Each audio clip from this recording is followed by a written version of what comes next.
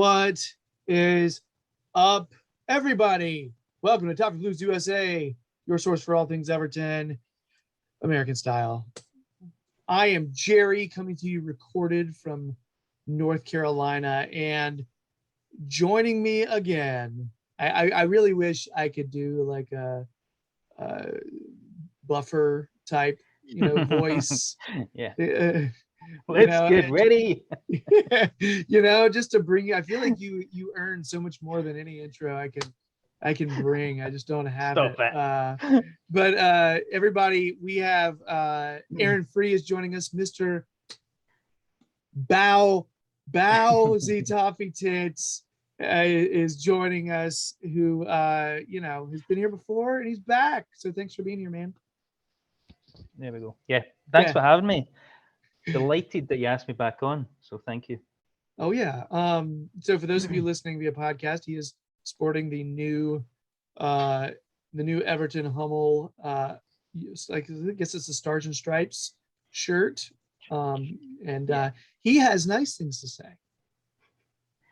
It honestly kind of took my breath away when I first unpacked it because it's super nice and it's a bit tight for me now because I've gained a bit of weight, but it's like super.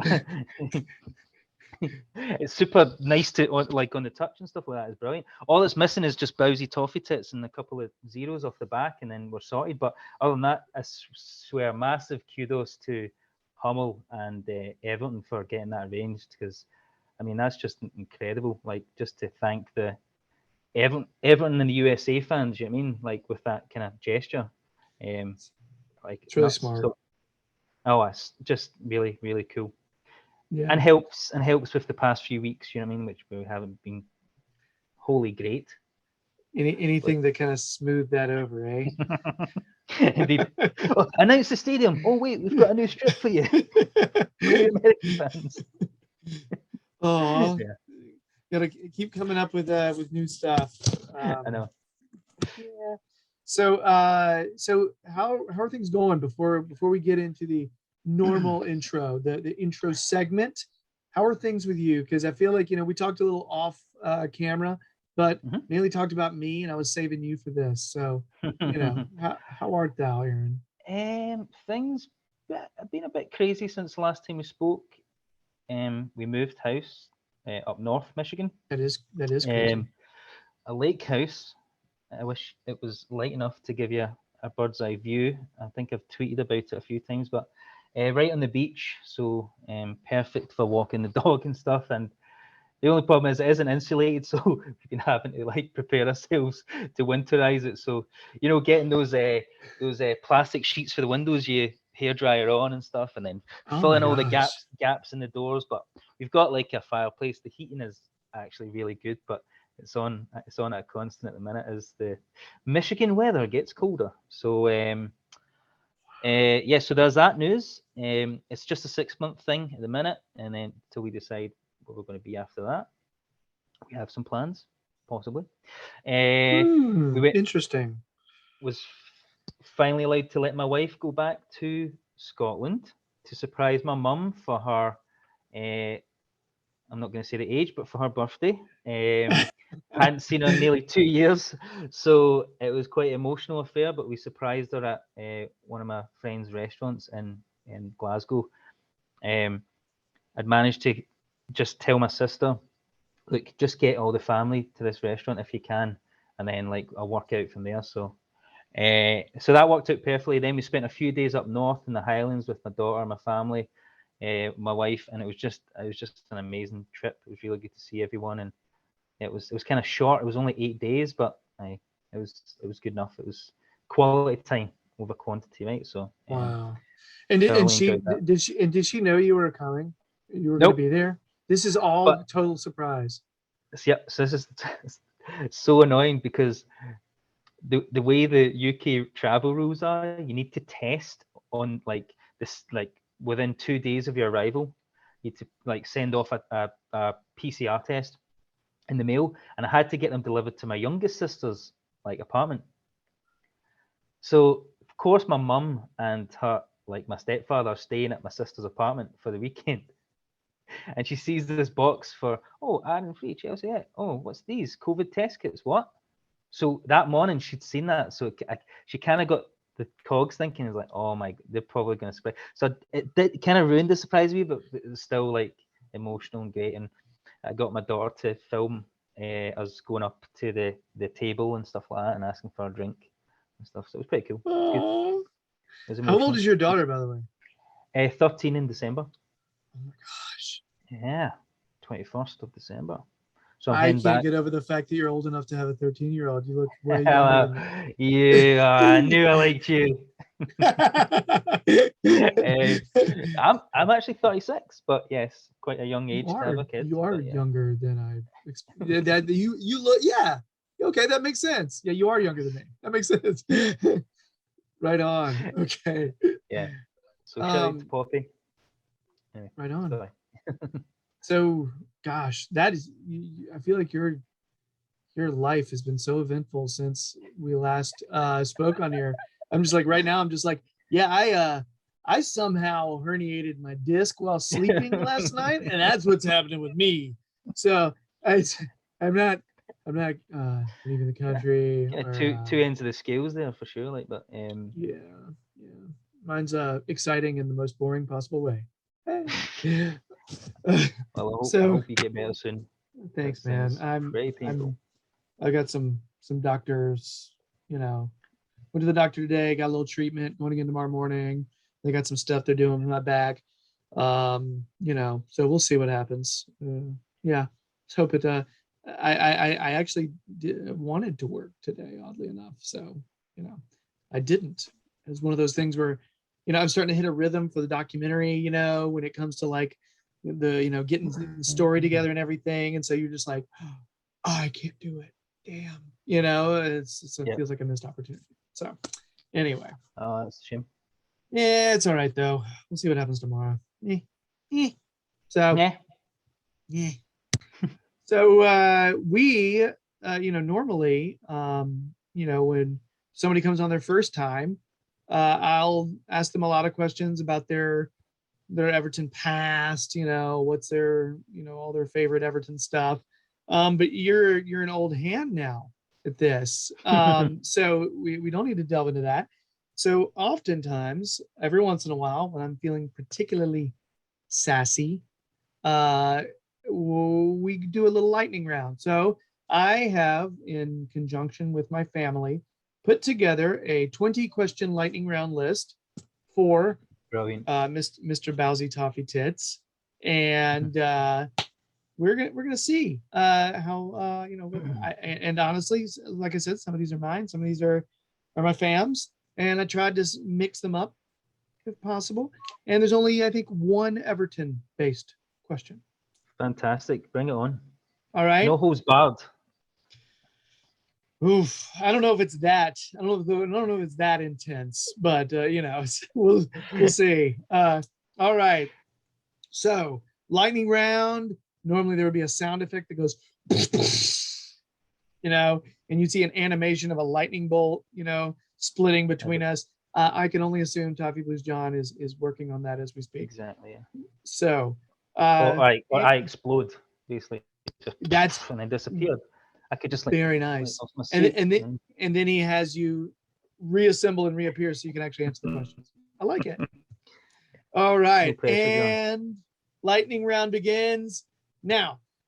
Aaron, what's your favorite international football team that's not Scotland? Oh my God, Deportivo La Coruña. Okay, that's a cool answer. I meant international team, like not. Sorry. Oh yeah, international national team. So besides Scotland, it would probably be. I'm a sucker for the Argies. I'm a sucker for Argentina. Right on. Okay. Aaron, what's the last time the Lions made the playoffs?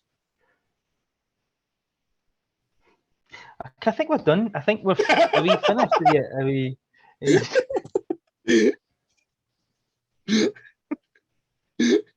It was a sincere question. I just genuinely was curious. Do you want to know the answer? Fuck knows. But I was like, he's a huge Lions fan, and I remember, them. I feel like I don't know if they made playoffs with Barry Sanders or not, but they were at least fun to watch then.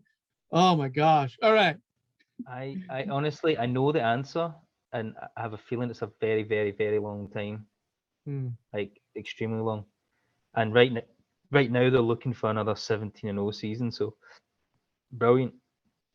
It's really fun to watch them and Everton in the same weekend, I have to say. Isn't it? Yeah, Yeah, yeah. yeah. I should really just stop it. I should really just stop supporting both. Like, I see your posts on Twitter. They're just oozing and dripping with sadness, and it's just I'm just like, oh my god! If anybody's crying out for a hug, Jesus. All right,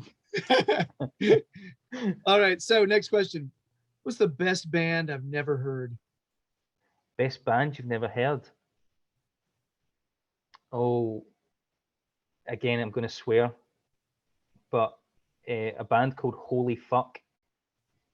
I have never heard that It's ever. very kind of tribal, industrial rock music, if you're into that stuff. Judging by the Sugar Ross t-shirt, you might like it a bit lighter, but some of their songs are incredible and bassy, very bassy. Nice. I'm down for checking that out. Okay. I got to figure out how to listen to it without my kids reading the screen, but it happens. Because we listen to it on TV a lot, so it's just kind of Anyway, all right. Next. If it helps, the U and the C as an asterisk. So just parental guidance. There you go. Gotcha. I like it. I mean, I don't like it, but I like it. You know what I mean? So I have to like it. All right. Bennett's question for you. If you could visit anywhere in the world, where would it be? Oh. Bennett. There's so many. I've got like a list of I think it would be Auckland, New Zealand. My best mate lives there, and he was my best man at my wedding. He traveled all the way to Michigan for that a couple of years ago. But even before he was there, it'd always been a dream of mine to either move there or Canada. Now I'm in America, but it was like I'd always wanted to visit New Zealand. So yeah, I would say Auckland, New Zealand. A close second would probably be like luxurious wise, probably like the Maldives and Indian Ocean. Right on. That's a good one. Very cool. Thanks, Bennett. Yes. All right. Next question. My wife Courtney asks, candy corn, great or gross? I'm not a fan. So you would agree with her. See, I like it. I think it's gross. Yeah, I think it's terrible. Me and Turner like it. Her and Bennett don't. So it's You must do all right at Halloween then. You must be getting all the candy corn Halloween. Halloween, that's my favorite holiday anyway, man. I'm a weirdo who likes to be creative and make weird costumes and like scary movies. So yeah, Halloween's my jam. What did the boys dress up in then? Oh gosh, no, we didn't have time to get super creative with that though, sadly. No, Turner was Dash. Turner was Dash from The Incredibles, and Bennett was the Spider-Man from Into the Spider-Verse. So Miles with the Miles Morales. So that, by the way, that movie, Sweet. So good. It's incredible. Like I was taken aback at how good it was. Very, very good, enjoyable. I saw it in the theater because I'd heard it was fantastic, and I was not disappointed. So, all right. So another question comes from Bennett. What's your favorite Harry Potter book? Chamber of Secrets, second one. Cool. Gotcha. I stopped reading them after the third one. but of the three, that was the best. I sort of felt like they got a little better because the first they're a little, but I read them as an adult, all of them as an adult, none of them when I was younger. So kudos. Actually, 4 of them in like 3 days. What? Yeah. Wow. I was a teacher and I was on summer vacation, and my wife was leaving for work, and I was just hanging out, and I just tore through Harry Potter books. Just Fantastic. yeah, I was nuts. All right, so next question. This is another question from my kids. So you live in Michigan. Mhm. Their friend MJ moved there. Do you know him? Yes. Big game. I have MG just is 2 doors down and see him all the time. Good guy. Good, good guy. Yeah, love him. sweet, very cool. I'll let them know about that. I had a feeling. Yeah. I had a feeling. I'll let Uh, MG know that they're asking for him as well. Please do. We're all. I think he just had a birthday a couple days ago too. So you know. Yes, I was there. It was loads of cake. It was excellent. Like plenty of candy corn. So That seems like him actually. That really does. All right, next question. What's the best reality show that's not about football or soccer, whatever you want to say? reality show. Oh man, I love that Tiger Woods documentary. I know it's kind of like not a reality show, but I think that Tiger Woods documentary was absolutely incredible. Oh, so is it like HBO. a film, like a doc, like a? Yeah, like a documentary about his rise, his fall, his Mhm. rise. You know what I mean? It was pretty epic. I know that's a documentary, so I'm trying to think of like reality shows that would be. I would have to say Love Island because my sister does like a podcast for it. You have a So, reason. You have a very good reason. uh, I and I know they've just released it in the States, right? There's a US version of it, right? Yeah, well, I think don't know. so. It's trash. So I was expecting you to say like the Real Housewives of, you know, I'll leave that to Lake my wife. Superior or something. I'd say. She's got those on repeat all day. It's crazy. Like it's crazy.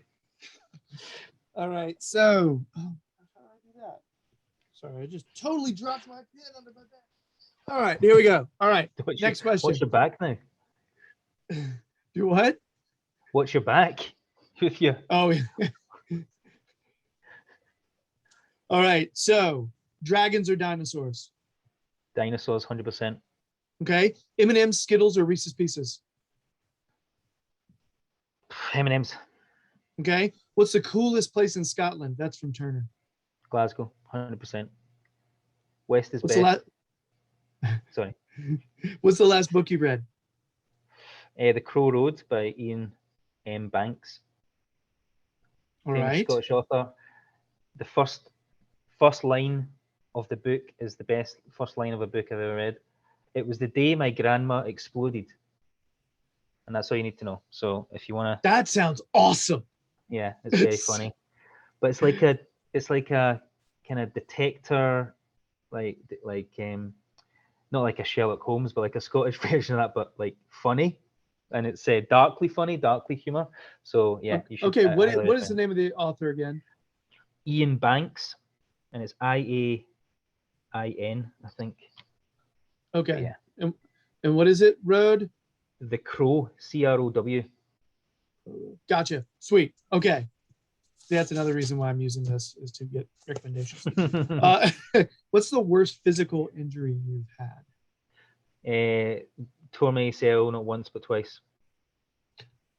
That sucks. Same one. Okay. And now, as a follow up, Courtney asks, the perfect follow up to a question to which you say, I tore my ACL twice. Brilliant. If you were an ice cream flavor, which one would you be? Oh, mint choc chip, hands down. I love it. I love it. That's my favorite. Yes. All right. What's your least favorite Major League Soccer branding? So if you're thinking about logo, the name of the team, color scheme, all that stuff where you're just like, you know what, that gives me, I don't like that. That's cringy. What's your least favorite? Because I feel like you've got some options here. There's a few, like New England Revolution is kind of sucky. Columbus Crew is terrible. I think I'm going to go Columbus Crew. So Crew. Columbus Crew. You want to join my crew? I don't know. Just sounds a bit like. Yeah. That's- Where's the Uniteds or the Rovers or the FCs or like, you know what I mean? But it's like, it's just Columbus Crew. Yeah, I don't know. it's weird because it's like that kind of made having like nicknames like that sort of was a little more uniquely like MLS in the beginning, where they had like, you know, it was a traditional American team kind of thing. And slowly they started just basically saying, no, let's do what other countries do. And you know what I mean? So I'm trying to figure out like if I like because it's almost everything's like FC now, something FC or True. United. It's like it's one or the other. You don't see a lot of people like taking a chance and going, you know what? Boom, we're going to be called freaking Charlotte El Diablos. And you know what I mean? Like nobody, See that? the idea that it would be the I'd be singular down. El I'd be down for Diablos that. would be Yeah, hilarious. yeah. That'd be cool. But I yeah, think, but oh, by the way, I was going to tell you, the Revolution just redid their crest today. oh, they did. Oh, cool. I'll have to check that out. Yeah, it's a little different now. It's not the waving flag anymore. Oh, okay. They just Okay. redid it. So, Intriguing. all right. So next, what's the best like Michigan-based like niche food? Like, if you're like, this is food from this area and you should eat it. Well, and if you're in the Upper Peninsula, like I was over the weekend, it's a pasty or a pasty or whatever how they pronounce it up there, but it's like a meat and potatoes filled like phyllo pastry thing. Yeah, It's like that sounds it's like awesome. I mean it is, but the one I had was pretty bland, flavorless. But I had to try it, right? When in Rome or when in the UP, right? But I imagine it would be good if I had a good one. I like that. we Probably have great if it had flavor. we have a version in the UK called the Cornish pasty, and it is Mhm. delicious. It's exactly the same, but it's got a bit more spices and pepper and stuff like that. Yeah. If it was Lower Peninsula, oh my, this is. I mean, I live right now. I'm living on the lake, so a lot of perch gets Mm. eaten here. So Wow. the fish perch gets eaten here Yeah. from Lake Huron. I've never had perch. I'm not really a fish man, but it's I'm definitely I'm on not normally everyone's a menu up here. not normally a fish guy either. I guess it depends on the fish usually. Mm. You know, it's weird. It's like, oh, I love fish unless it tastes like fish. You know what I mean? Like it's yeah. Just, I always feel like it's weird to say that, you know, but it's true, you know. So anyway. The fish I try to avoid, whereas tuna is like the chicken of the sea, right? So I love tuna. There you go. Mhm. Not really that fishy. No, That's no, especially if you're rocking like sushi tuna. That's the best. So next question. okay. I've been wondering this kind of thing recently just because somebody asked it to me. I was like, I feel like I know the answer to that, but your kid is scouted by Liverpool and they're like, hey, we're gonna sign this guy or gal, either Mm-hmm. one. You say yes, what a cool opportunity. That's a big club and it's awesome for my kid. Or do you say, no, thank you, Anfield smells of piss?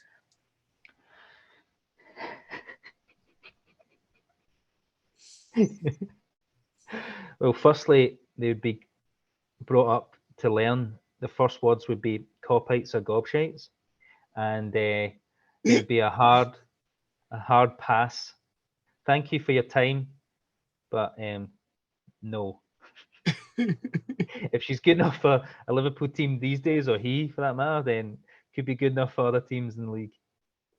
Say, that's it's always one of those hard. I couldn't do it. Just aye. Oh, it's a tough one, you know, because you're kind of like, ah. Yeah. So anyway, Yeah. so next question: what's the funniest horror film? The funniest horror film in terms of pure like just It could go either way, intentionally or unintentionally, wherever you want to go with it. that Malignant one recently was just so silly, and I'm a big James Wan fan, but the acting was like just strange. It made it hilarious. But in terms of actual horror comedies, you can't not beat Shaun of the Dead. If you've seen Shaun of the Right? Dead, like one of the funniest movies ever. And I think it's that film like just spurs this thing for zombies, this liking for zombies. All these films and all these TV series came out after it. Like it was brilliant. Mhm. Good film. It was great. Like I saw it like a long time ago, and then I watched a lot of like British comedies, like short form comedies, like shows.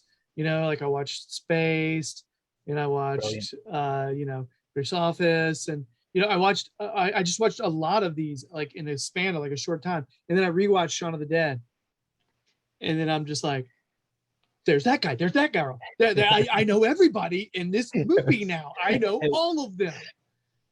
He uses Simon Pegg uses a lot of his like colleagues from his TV shows and stuff like that. Nick Frost is always with him, right? They did what's the one, the follow up to that where they're both cops in a small town. That was Oh, pretty it's so funny as good. well. Hot Fuzz. Hot Fuzz, Hot that's it, yeah. Fuzz. And then The World's End as well, which is the one where Yeah. they went bar hopping and Mhm. encountered Invasion of the Body Snatchers at the end. Yeah, brilliant. And like I'm glad you said The British Office, because I swear I could do word for word every episode to that thing. I used to watch it religiously, and kudos to the American version because it's like excellent too. But yeah, I love that. And Alan Partridge. If you didn't ever watch Alan Partridge, you need to watch all the Partridges. Okay, that's good. I'm glad. I'm with a little bit of that, but not nearly as much as I want to. Let's put it that way. So Incredible stuff. yeah, a crazy moment when I'm watching British Office. By the way, when I'm sitting there and I'm like, wait, is that Matthew Holness as the IT guy coming in there? Like it's like second season or something. I'm It Garth happens. Marenghi's. Yeah. Yes. Like I was like, why is that guy hilarious and why do I recognize him? Oh my god. It was just such a killer moment for me, man. Oh, yeah. To randomly make those connections when you're watching a bunch of that stuff. Oh, so cool. Okay. Only two more questions left. Something American that's not for you.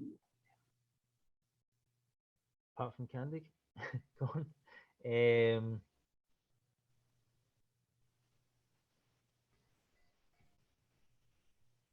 Oh no. Remember, I've got an American wife and an American audience, so try not to be too. It's okay. It's okay. Because like first thing I thought of was like going to sporting events and having a big D and a fence and going D. That is a very American thing, and that's not for me. And I live here. You know what I mean? So Detroit City FC, right? Uh-huh. Right. They are renowned for their crazy fans, right? And I used to love going to the games, and they just sing and dance all the time with flares running all the time. You can never see the actual fucking game because there's flares in my face all the time. But it's good. It's a good time. You do need to be a bit drunk for it, but like they're bouncing along the stadium, they're doing all this singing and stuff like that. I'm like you've basically got like a pamphlet of all the words to all their songs and stuff like that. Uh-huh. Like I can't quite get myself around that. But I do enjoy it, Right. but it's just a totally different experience to like watching it in the UK, right? But some of the way, do you know what? Actually, this is my pet peeve: is the way Americans say my name, as it sounds exactly like Erin, Erin, when you say it. So I'm on these calls. I've got two Erins that I work with in Seattle, and whenever someone goes like Erin, like that, I keep thinking it's me that's getting asked the question.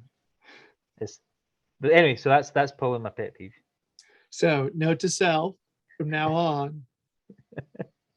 Oh, You got to roll the R, the Scottish Aaron. Aaron. There we go. Aaron. Nailed it. Yeah, I'll make a Scotsman of you.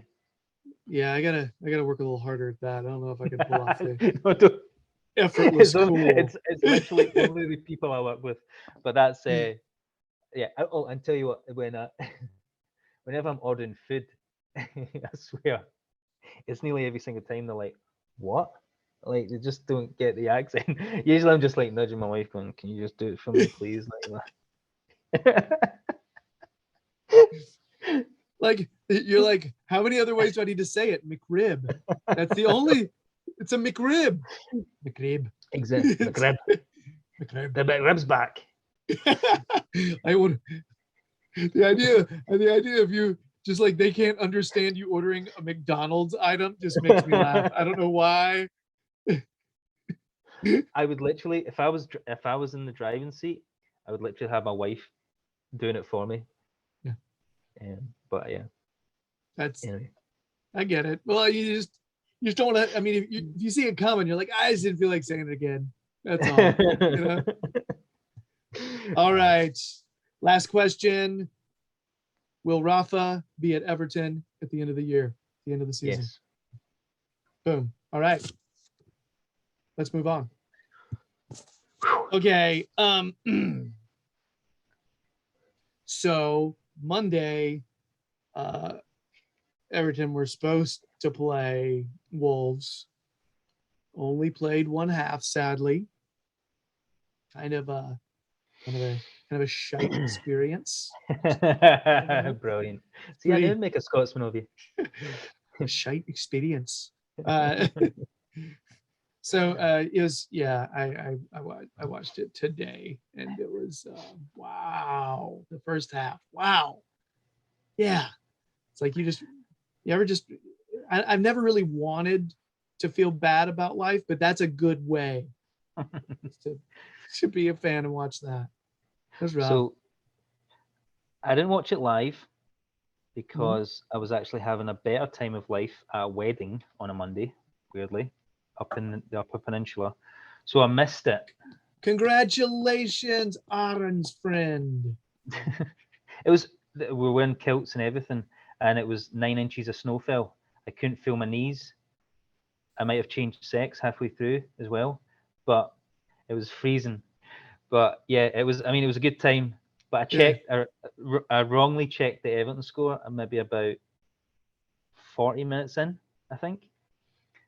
And I was just like, get me back to the reception immediately, because I was outside at the time. I was like, yeah, and it was rough. It was rough. Dang, I'm sorry. It'll ruin a good time. Mm-hmm. Unless you're like, you know what? No, I'm not gonna let you. I didn't let it. I just drank copious amounts of scotch, and it was fantastic. It was a great day and night, I have to say.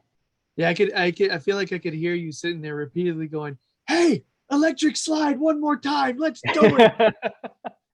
The 8th time is the charm, everybody. Proclaimers, you got the proclaimers on. Yeah. Oh my gosh. Yeah. You demanding the proclaimers out of nowhere would be yes. The B-sides, proclaimers B-sides. So it was a rough first half. Better second half. We should discuss the first one first. Sure. Really, I think it was the first 11 minutes at least. They had 80% possession. Mm-hmm. It was really bad. We still had. I mean, it took till like the 25th minute or so for us to mount an attack into their box, like at all. Yeah, it was. Wasn't a good start, obviously, with the news that Dinya was injured before the game. So having to play Godfrey out of position again, and then having to start Holgate, who hasn't had the best 18 months himself, in the centre back. But I was really excited for Gabamin starting.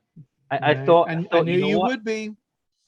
And then he was so like abject. He was completely off the pace, and I feel sorry. I know he's been out for 2 years, but he exposed us, or exposed Alan, which is kind of like becoming a thing that's more apparent, is how much we missed Takuri, kind of slotting in behind Alan when Alan goes forward. Yeah. But Gabamin wasn't able to do that. It was an onslaught. We had a worldie of a save from Pickford. I mean, Pickford played well. Yeah. You know. Yep. Gabamin was watching Gabamin play. you'd see flashes of the player you thought. Mm-hmm. He'd hold the ball up, he'd push forward, but he looked so like, I don't know if lost is the word, but maybe that's what I'm thinking. He also looked immobile, as in like he wasn't covering a lot of ground, as though he just looked uncertain. That's the best word. That's the best Yeah, word. And I think the uncertainty is when you come back from nearly 2 years out, you're yeah, probably you're playing within yourself a wee bit because you don't want to experience that again. I mean, you've experienced long-term injuries. It's rough. So, yeah. it was uncertain. That's a great word to use for it. It was it was a little sad. I felt a little sad for him because I was Mhm. really hoping he would come out, and but he didn't seem like he's quite ready. Didn't get Mhm. hurt though, no injury. So, as far as I know, hey, that's so we got some minutes. Got some Just minutes. Yeah. just potentially made things really tough and contributed to the 2-0 hole we found Mhm. ourselves in. Yep. Because that back line seemed very exposed as well. Yeah. Doesn't help that there was some comical defending again. Like I have no idea why no one can clear a ball like No, properly or efficiently. Just boot it. And then they're all missing it. It's going under their boots, and then just like this is just laughable. their And then disallowed goal, um, their early disallowed goal, that was what I was thinking of, man. When you were saying yeah, that, that's what I had in my mind. I was hmm like, how hmm how in the hell do we not close down on Jimenez when he's driving toward the top of the exactly. 18? It was frustrating to watch, man. hmm And then afterward, you see, Keane and Alan like arguing at each other, yelling at each other. You can't tell if it's hard to tell who's right in that instance because it's kind of like, well, what are they actually yelling about? It's funny when there's multiple problems they could be arguing about. yeah, pretty much. Exactly. Just could be arguing with themselves as well at the same time. You're like, how the Yeah, fuck did you miss that ball? But like, yeah, yeah. it's true. I used to do it to myself on the pitch. I was my own worst critic. You know what I mean? But yeah, Mhm. sorry. Yeah, disallowed goal, which was great, but then Wolves went ahead, thoroughly deserved, and bish bash bosh, off a set piece. So uh, Rafa's Everyone came out. was shocked by that. I know we're like cement when at set pieces. No one can break Just through us, yeah, except Kilman just everyone kind of can. bowled. Yeah, but Kilman just bowls over Townsend, just bullies him, and then goes up, and he seems like he's just unopposed. Mhm, Keane kind of goes up and misses. He's not close enough to actually, mhm, get any part of the body on it. And Godfrey was behind, totally mhm. behind. So it was just they hit a gap. Uh, and Yeah. which is part of Rafa's argument the past couple of weeks when he's been questioned, and thankfully he's been getting some Yeah. good questions posed to him about his insistence on using zonal marking. And he basically blamed the players for not being braver or attacking the ball like they should. Maybe we just don't have the defenders that can play it properly. Apart from Mina, probably Mina's the only tallest, and definitely has, um, what's the word I'm looking for? Like timing. You know what I mean? Timing to Mm. jump, attack it, like you said. And I just don't think Keenan Godfrey got exposed last week. Keane a bit again this week, but it's probably Townsend to let him go. Kill man by name, killed our men by nature. So thanks. Uh, Sorry. uh, But so yeah, it was yeah, rough. we just we couldn't possess the ball every time we won it. It almost looked like we were trying to give it away. Just rash passes left and right. Attacking intent, it was almost like we were too impatient to actually find a simple pass to be able to be incisive. hmm It's almost like you got to build up before you're incisive. But we got it, and we were immediately trying to, and we just give the ball away so quickly. We could build up no momentum whatsoever. It was really, really sad to watch that first half. Yeah, it was. Oh, It was sorry, go frustrating. ahead. Yeah. Yeah. But that second goal, Yeah, I was just you were saying about misplaced passes and whatnot, and then I was just immediately like goes Godfrey, and like last year he was probably our best player consistently anyway, being played out of position most of the season as well, and he was still our best player. I think COVID has really properly knocked him for six in a bad way, and he's just not there physically and mentally at the minute. And it's a real shame to see, but I just think he's had a pretty poor run of form at the minute. And I know, like, to me, I still think him and Mina are probably our best centre backs for the future. Anyway, I hope Mina signs a new contract. But yeah, that was just. I think that just epitomised Godfrey's, season at the minute, and it was a howler. It was a bad one. I felt like you watch that and you're like, that looks like a guy who's playing out of position, and not just playing out of position, but is playing on the left, but is right foot dominant.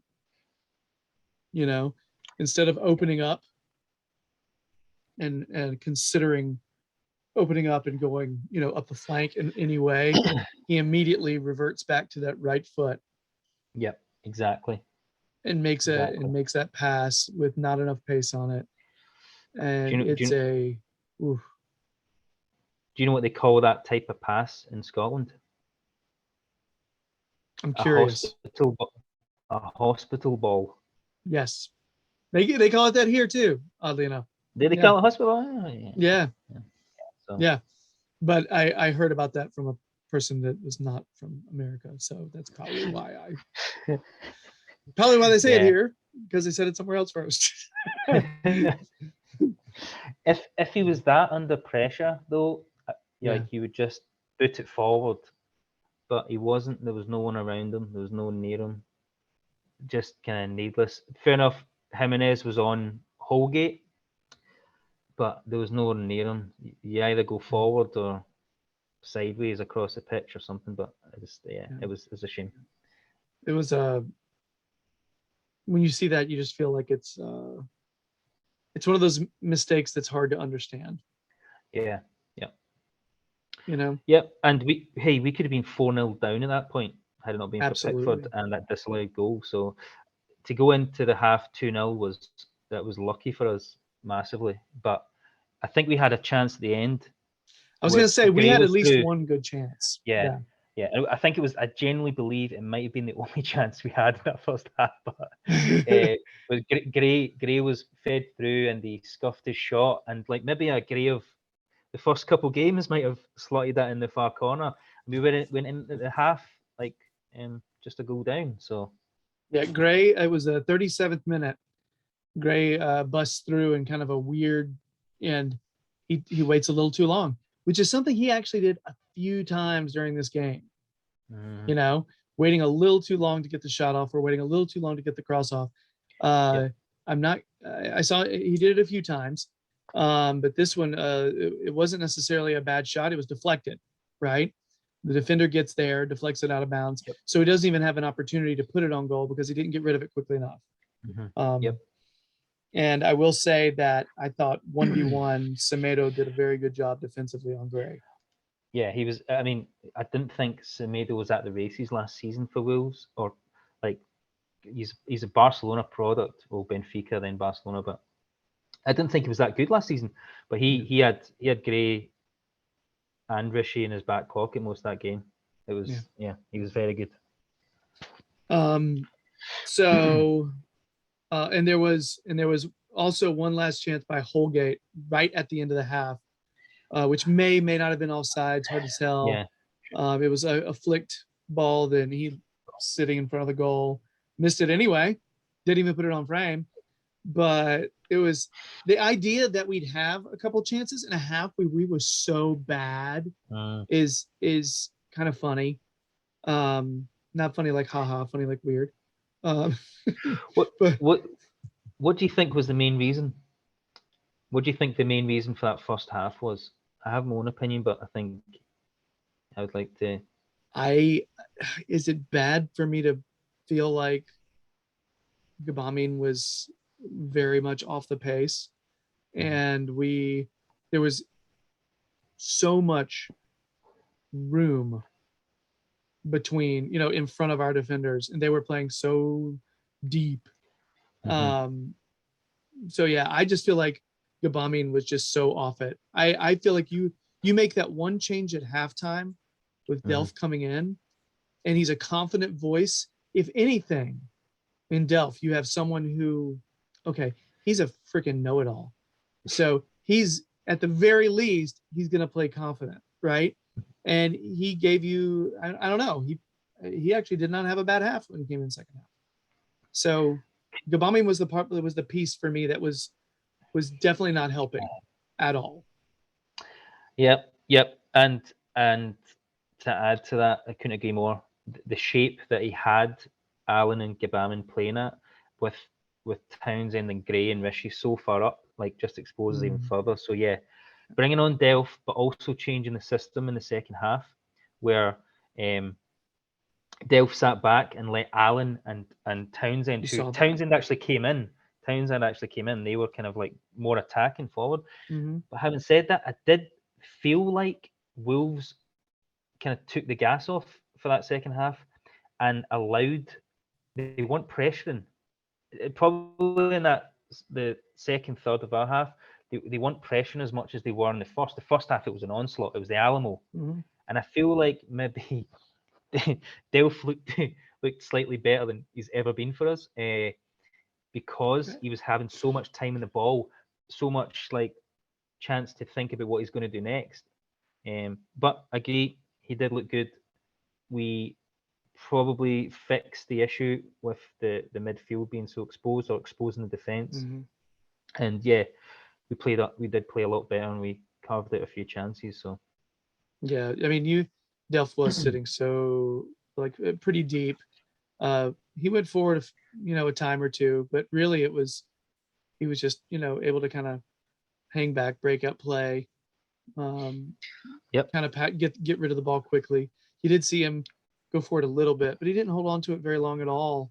There was, yeah, I mean, it's funny, like that the second half, I didn't even think Iwobi was that bad second half.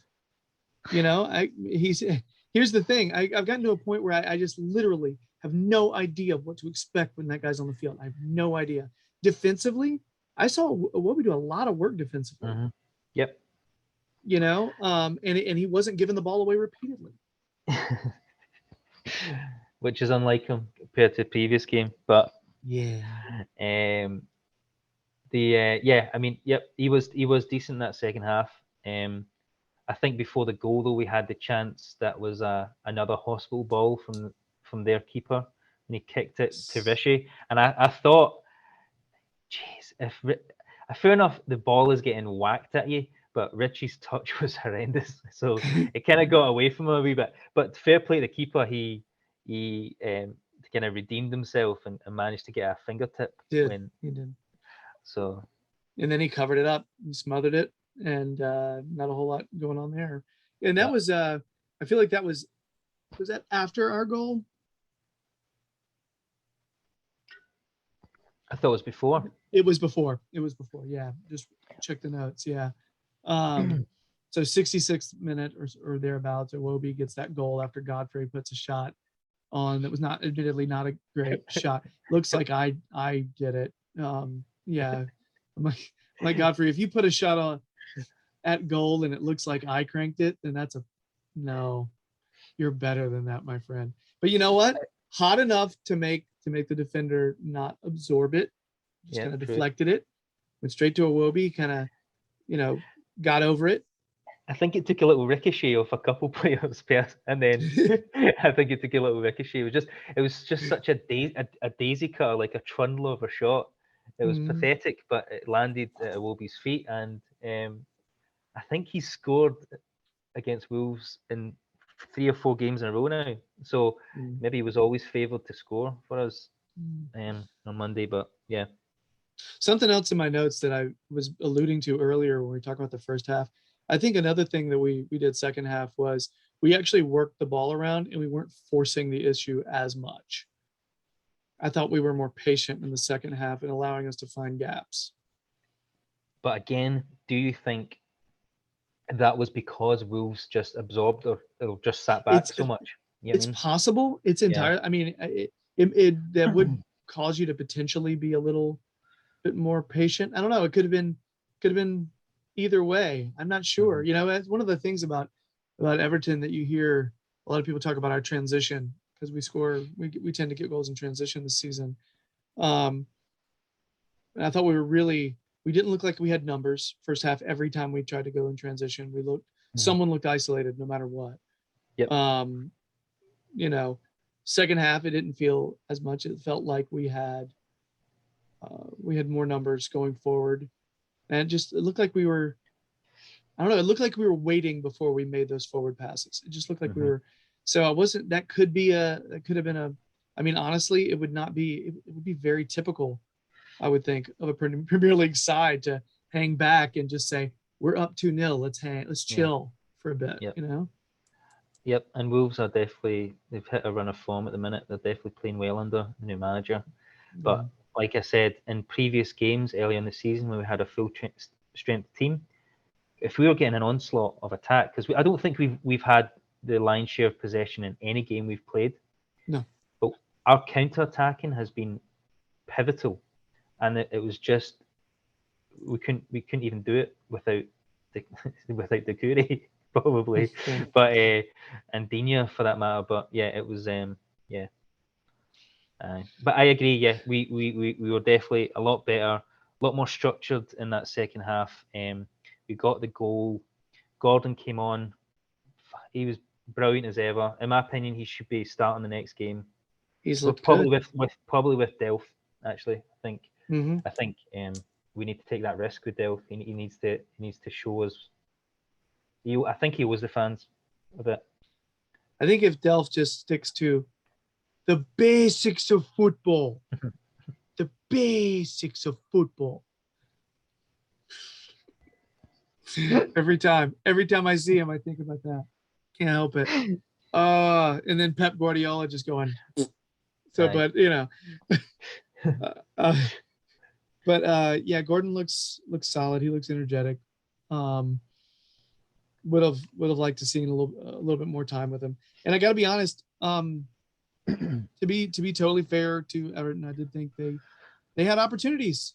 Yep. I mean, chance in the 86th minute is nearly there. There were chances. I don't know that we, quote unquote, deserved a tie or deserved a draw in that one, but teams have played much worse and drawn with opponents. Yep. Than we did for sure. Yeah. Like 2 seasons ago when we were 2-0 up against Newcastle in the 91st minute. Newcastle were terrible the whole game, but yeah, they scored 2 last-minute goals.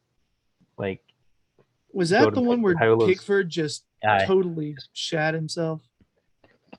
Completely, just like everywhere. But yeah, it's like somebody played the Brown noise, you know. Exactly. The Brown noise.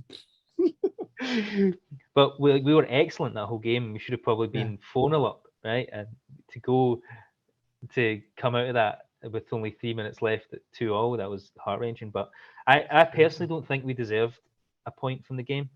I think it was risky of Wolves to sit back at the second half and just absorb it, but also probably relatively smart. I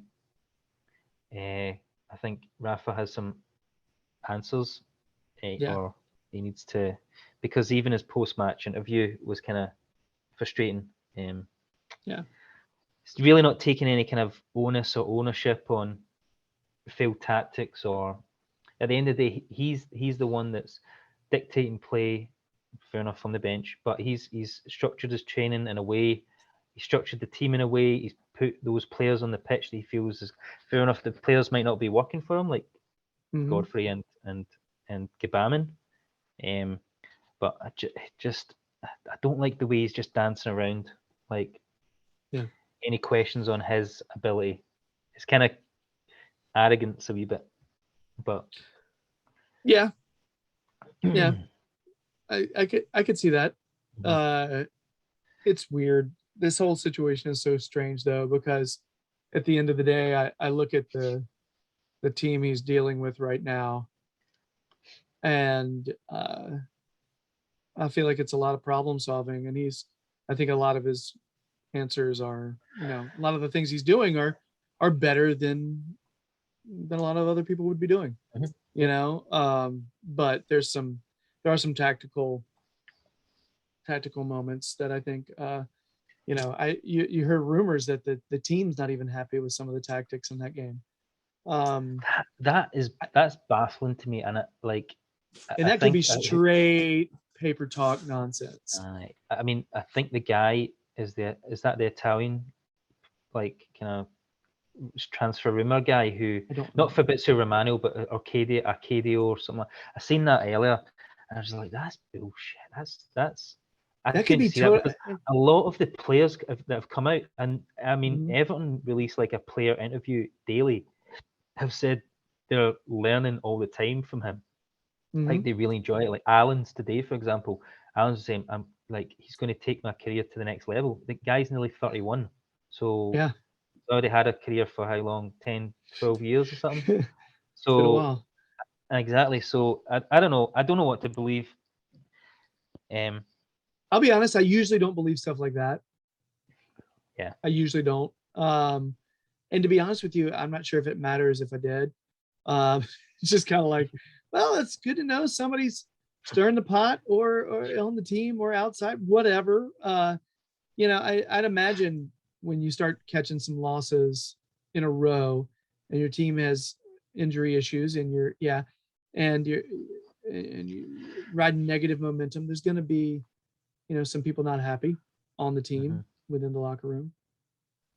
But maybe it's some sort of ruse from our sneaky fan base to get some communications that we've been in dire need of from the board and the, you know what I mean? Like, because there's been zero communication since like the manager was appointed. You know what I mean?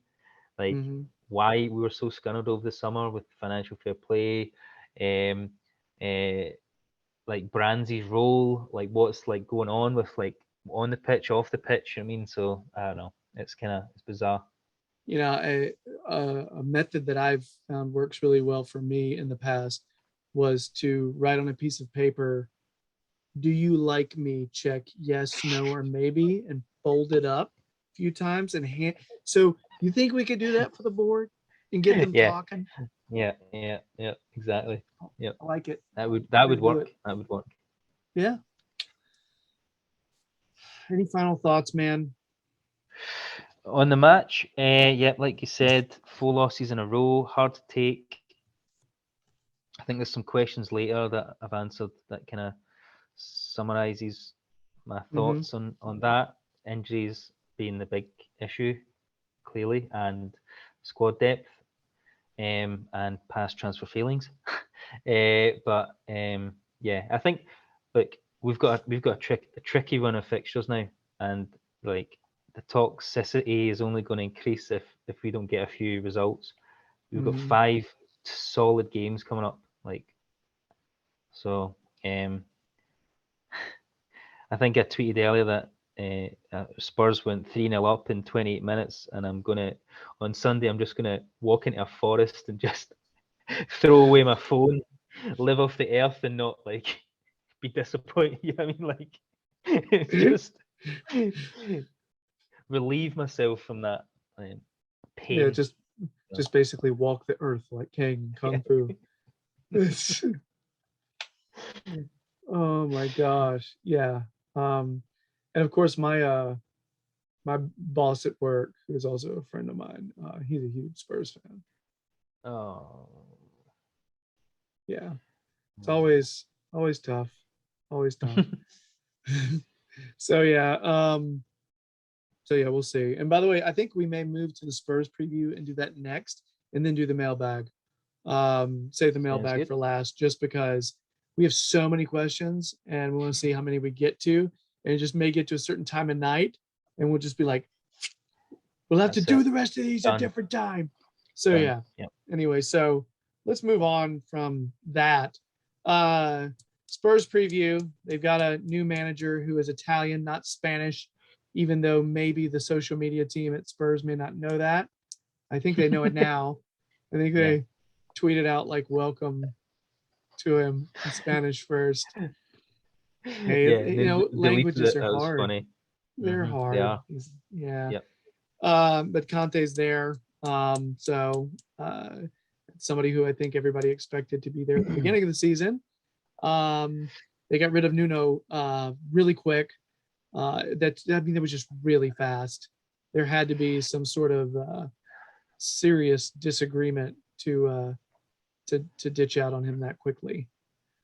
I don't think he was Levy's or Patrici's, who's now the director of football, his first choice. Conte rejected him earlier in the summer.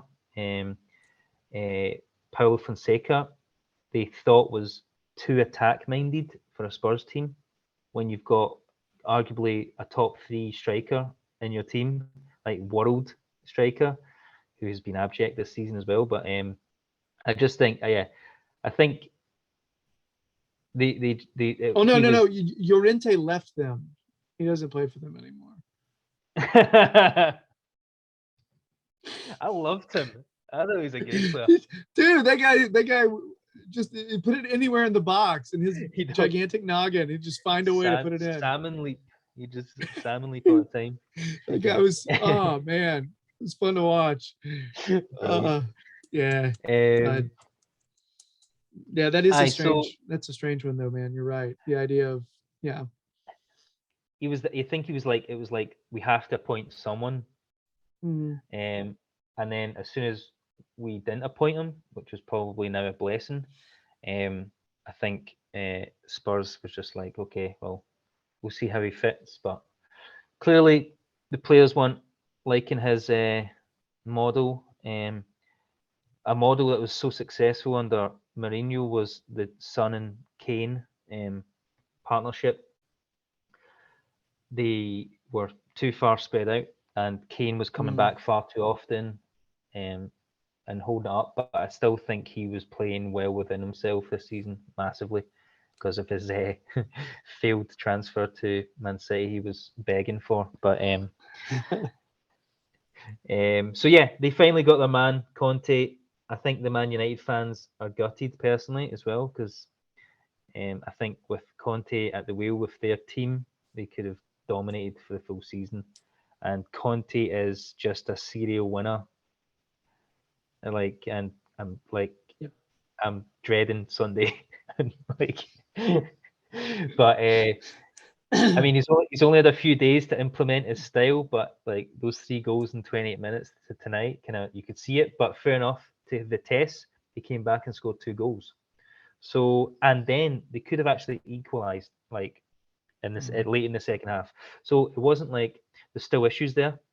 I don't think he's got his full team with him because of work visa, COVID issues, all that stuff. So we might get a reprieve this weekend. We might not. But yeah, incredible coach. I think every Tottenham fan should be excited. Every Everton fan should be fearful. But yeah, aye. Yeah. I'm definitely not looking forward to this one. I'm just secretly hoping he's not going to have a lot of time to do a whole lot. So that's what I'm hanging my hope on. Just gonna throw that out there. Right now they're 9th. They got 5 wins, 5 losses with 15 points. Last 3 Premier League games, lost to United 1-0, lost to West Ham 1-0, beat Newcastle 3-2. I think with Conte, you usually see, or every time I've watched a Conte team, they roll 3 in the back. Mm-hmm. Yep. I feel like every time I see them, they roll 3 in the back, no matter what league he's in.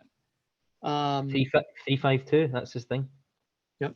So I think That's what you could see. Could be a partnership of Romero, Sanchez, and Dyer, even though Romero just got a red today. That's not going to matter because it's not in the Premier League. Um, Reguilon and Emerson on the wings. And, Big fan of Emerson. Big fan of oh, Emerson. yeah.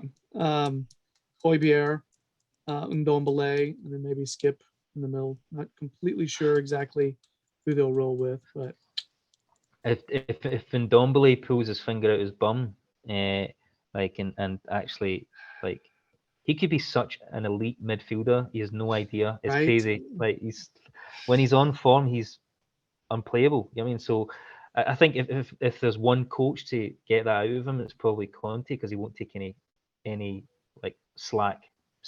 And same with Dele Alli, who was once probably touted to be one of the top under 21 players in the world. Do you know what I mean? So they've got a decent squad. There's no escaping that. Son, I think, is probably one of the best players in the league at the minute, and has been for a couple of seasons. Son's, Underrated. he's probably the nicest guy to be red carded for a revenge tackle. So let's just throw that out there.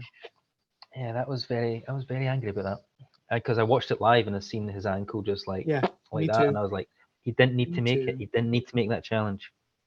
He was pissed off. He was angry. Yeah. Now, cynical. The funny thing is, the actual impact wasn't even really his, but the collision, the loss of balance, was his fault because he came back there and made that. Yep. So, yeah. Anyway, day whatever, we're still talking about it. Yes, I know, whatever. But I don't care. They left it out. They took that whole thing out of the show on Amazon, the All or Nothing Spurs. They took that one out because they knew it would look bad. Yeah, but that's not. Yeah. Yeah, they left that one out. And Gomez hasn't been the same player since, which is a shame.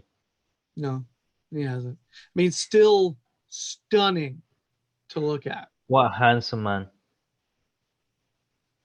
So he's always going to have that. For sure. Until he doesn't. I guess. I don't know. Yeah. If he's not at Everton, he'll be a Calvin Klein model in no time. You know what I mean? But yeah. Oh yeah. I just feel like get into acting, dude. Let's do this. Come on, Gonch. I think we can work together. Yes, let's do it.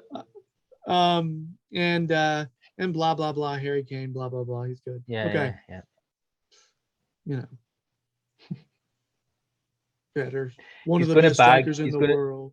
He's going to bag a hat trick against us or something because he's been so shite this season. It's just the typical Everton way. He's going to get a hat trick or something stupid. I'm going to stick $50 in it. It's going to happen. See, you're doing that. Funny thing is, my prediction is different, and I'll get into it in a second. But just really quick, our lineup. Do we think Luca Dean's going to be back? Please say yes. Please say yes. Please say yes. Back to full training today. It gives them another day tomorrow. They'll have a half-day session. Listen to Ted Lasso here. They'll have a half-day session on Saturday. Right. I think there's a chance. I do think there's a chance. It just might be a bit too soon. But here's what I'm going to say. Right, is fair enough. We're not coached by Pep Guardiola, but part of Delph's game when he was at City was his versatility at playing left back, and maybe it was something that Rafa should have considered at the start of the game. But either way, our shape still would have been. Sorry, I'm going back to the Bulls game, but either way, our shape would have been wrong. But it's just something to consider. If Digne doesn't make it, Godfrey's bang out of form. Delph is there, but then who do we put in the midfield, right? Yeah. So, it's a tricky one. Dude, Auden, all you have to do is play the backup left back instead of Dean. I mean, don't we have a backup left back? Don't we have? Yeah. 2 seconds, I'll phone up Niels. Niels, can you come back from loan? Oh no, because it's a written contract for the end of the season. All right, okay, no worries, bye. So Oh Neil no, I thought Nkunku, we got Dumfries. Didn't that happen? oh yeah, that's right. Yeah, we got Dumfries. Yeah, yep, and Gabriel Magalhaes. Yep. Yeah. Oh, yeah. Everton transfers. Groans abound. This is even worse because this is like basic squad building, like 101. You have backups for positions. Yep, Anyway, I know. so if Dean's in, you'll probably see him in with Keane and Godfrey. And if he's Yep. out, you'll probably see the same Keane, Holgate, Godfrey across with Coleman on the other side. Yep. I think Mina's still training alone, so that's Yeah. not a good sign for that game. But I'm hoping he's not going with Colombia, so I'm hoping after the international break he'll be back. Yeah. Fingers crossed. Yeah. Because we need him. Yeah. Because I got to be honest, can you imagine Yerry Mina alone being happy? No. He just looks like he needs to thrive around people and other humans so that he Exactly. can dance with them. Yes. And really, Him and Rishi just look like a barrel of laughs in training. Like I love watching the training videos just to Yep. see how the banter between them. oh yeah, I'm trying to. I think they could make Delph seem fun. No, I'm That's a kidding. stretch. No one could do that. It's hyperbole. So yeah, I do think we'll see Delph slot in there and Alan, and I think we could see Gordon for a Wobie. That could be interesting. Or it'll be the same thing as last time, and Gordon will come in second half. Prediction: do you think it's you said Kane's going to get a hat trick and probably dance all over midfield to celebrate? Trying to imagine Kane dancing. I want to answer with my head rather than my heart. Don't. That's Edward used to do that. Edward used to do that. Oh, he would always go, oh, with my head, I'm going to pick this, and with my heart, I'm going to pick this. And I'm like, you get to pick twice because of your body parts, and that's not cool. Okay, I'll go. There can be only one. This is like the Highlander. Okay. I'll go midpoint. There can only be one. Yeah, you don't know much about the Highlander. Midpoint. I'll go my nose. No, who's that? It's funny because my mother-in-law's husband is called Christopher Lambert, and I call him Highlander. You have to. He's in my phone as Highlander, so you have to. Oh my gosh, that's great. Oh, that's fantastic. All right, so what's the pick? I'm gonna go 2-1 Spurs, which is going to make the Kane hat trick even more impressive. Own goal. He could score the goal for us. Oh, that's hilarious. So yeah, what I was saying earlier is I don't know why, but I got really thoroughly trained watching Everton to expect like a really flat, boring game. So like the first for a while there early on, whenever Everton would play Spurs, it was this flat, boring game. It was either 0-0 or 1-0.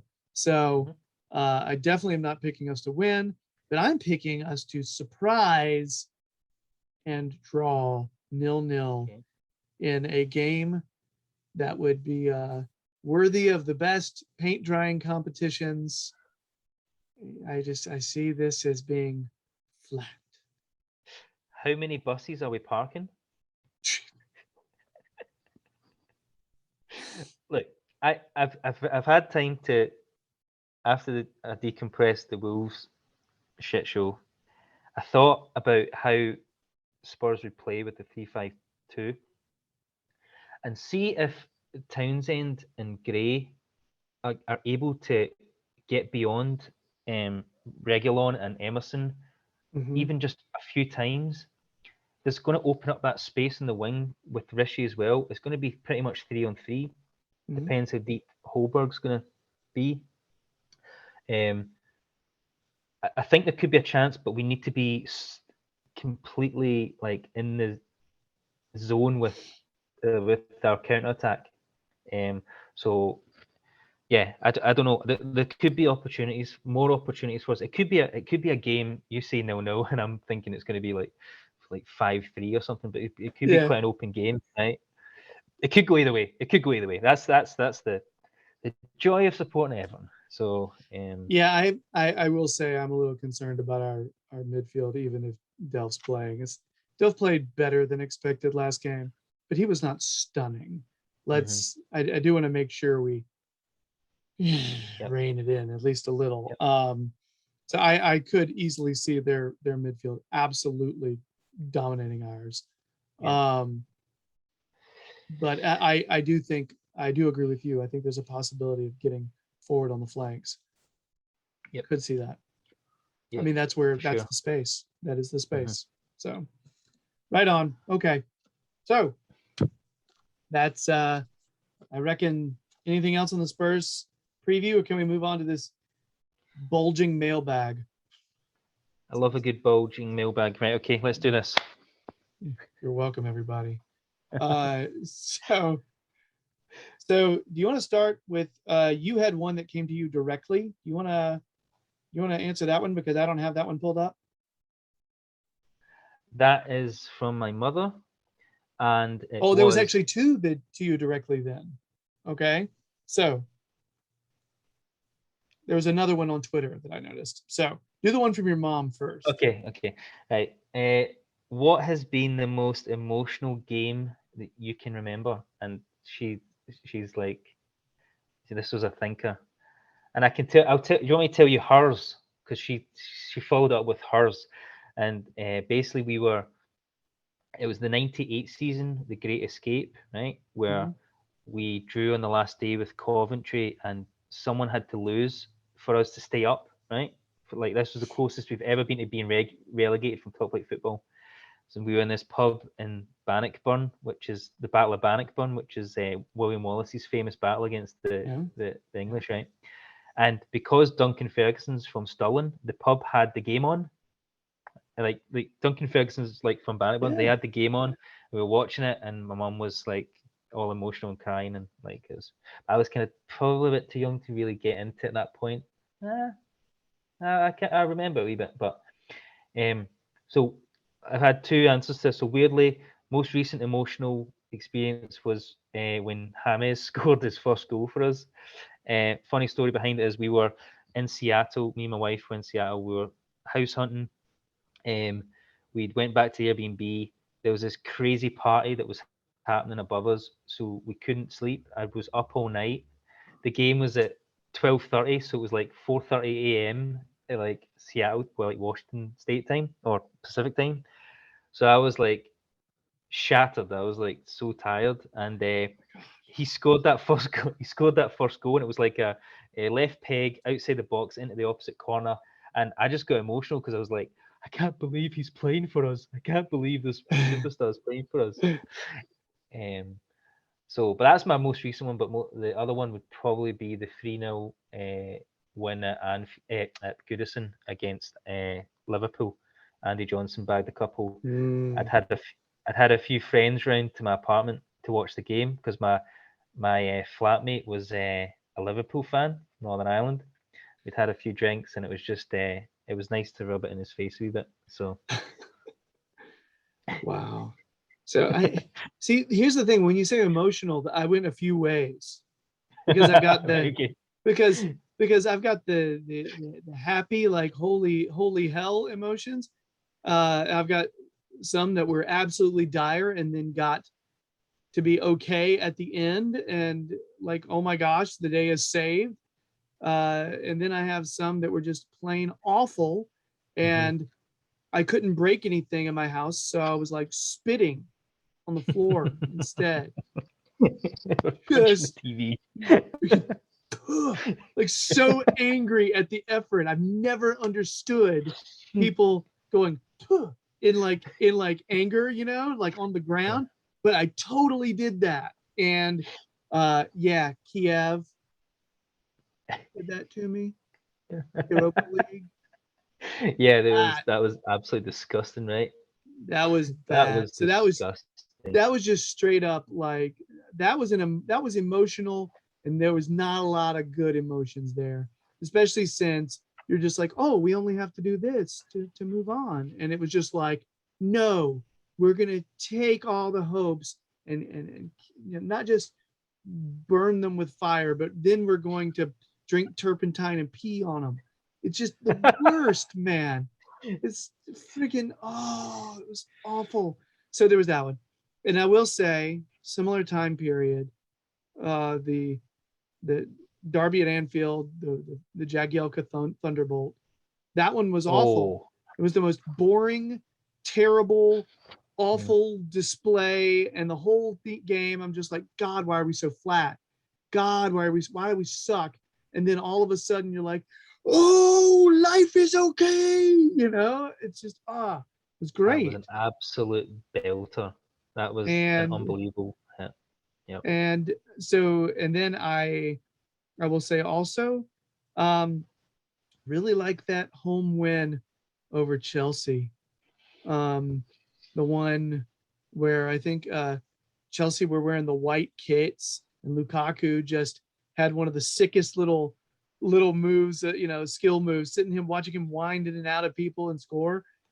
Oh my gosh, that was just that was just a good game. That was just a positive, great experience where I was just like, you know what? Being an Everton supporter is damn all right. So, yeah. Did Ross Barkley score in that game as well? An absolute pearler in the top corner? Possibly, but I know the goal you're talking about. He's like Lukaku took it in from the left, skinned a couple of players, and then put it under check, I believe. But yeah, that was a great game. Yeah, that one. Gosh, it's been a while. My memory's not great, but I remember feeling very much on top of the world for that one. Also, not the another Chelsea win, the Naismith perfect hat trick. Oh yes, big. That was a good one. Big Nazy. Yeah, that was excellent. All right, so you had another. Someone asked a question about Rafa directly to you on Twitter, and I had an answer for it. It was really fast. I thought we could quickly get to that one and then go to Jake Holton.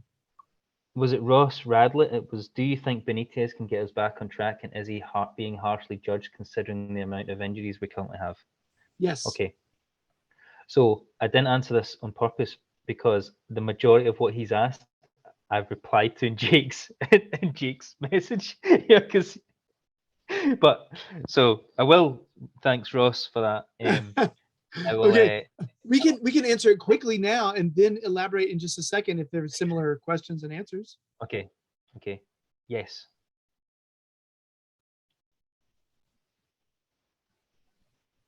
Yes. Okay. Next question. Sorry, Ross. I'll explain in a second.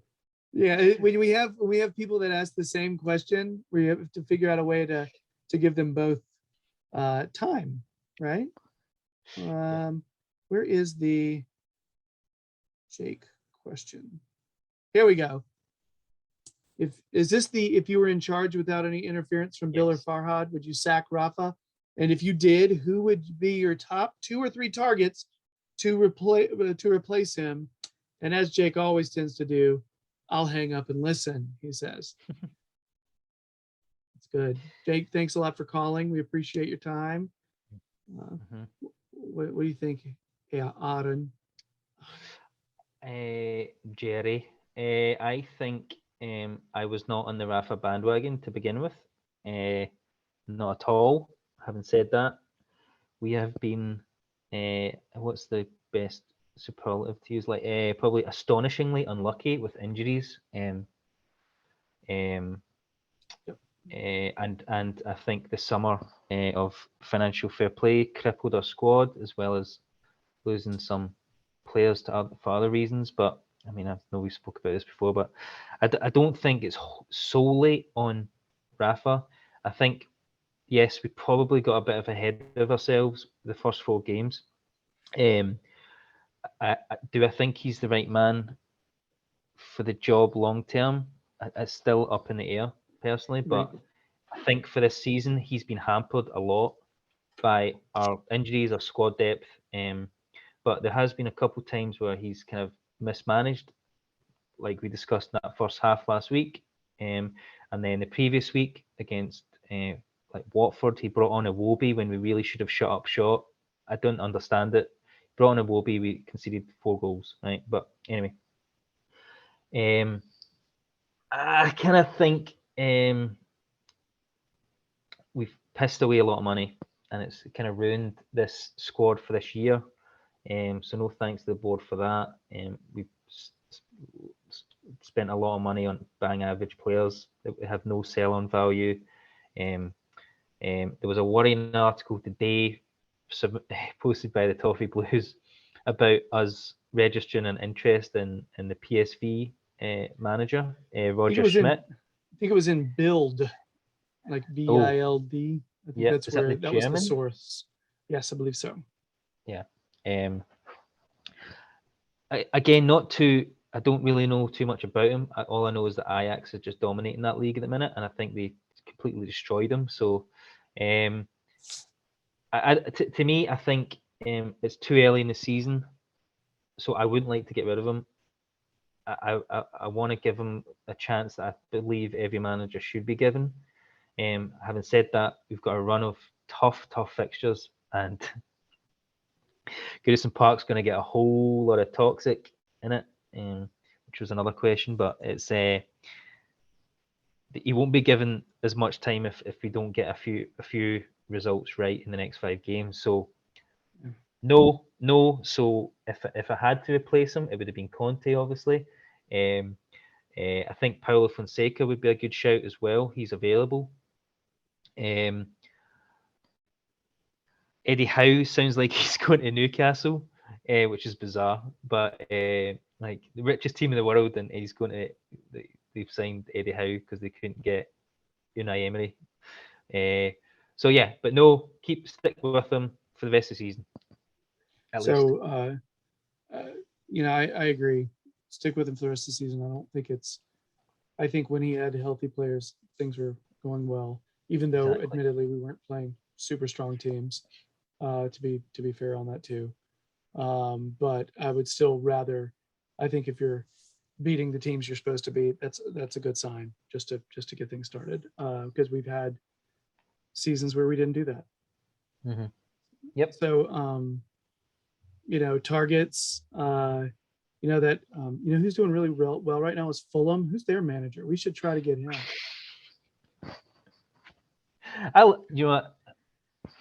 He's a very likable guy, and I have to say but again, his insistence on bloody zonal marking too was a nightmare.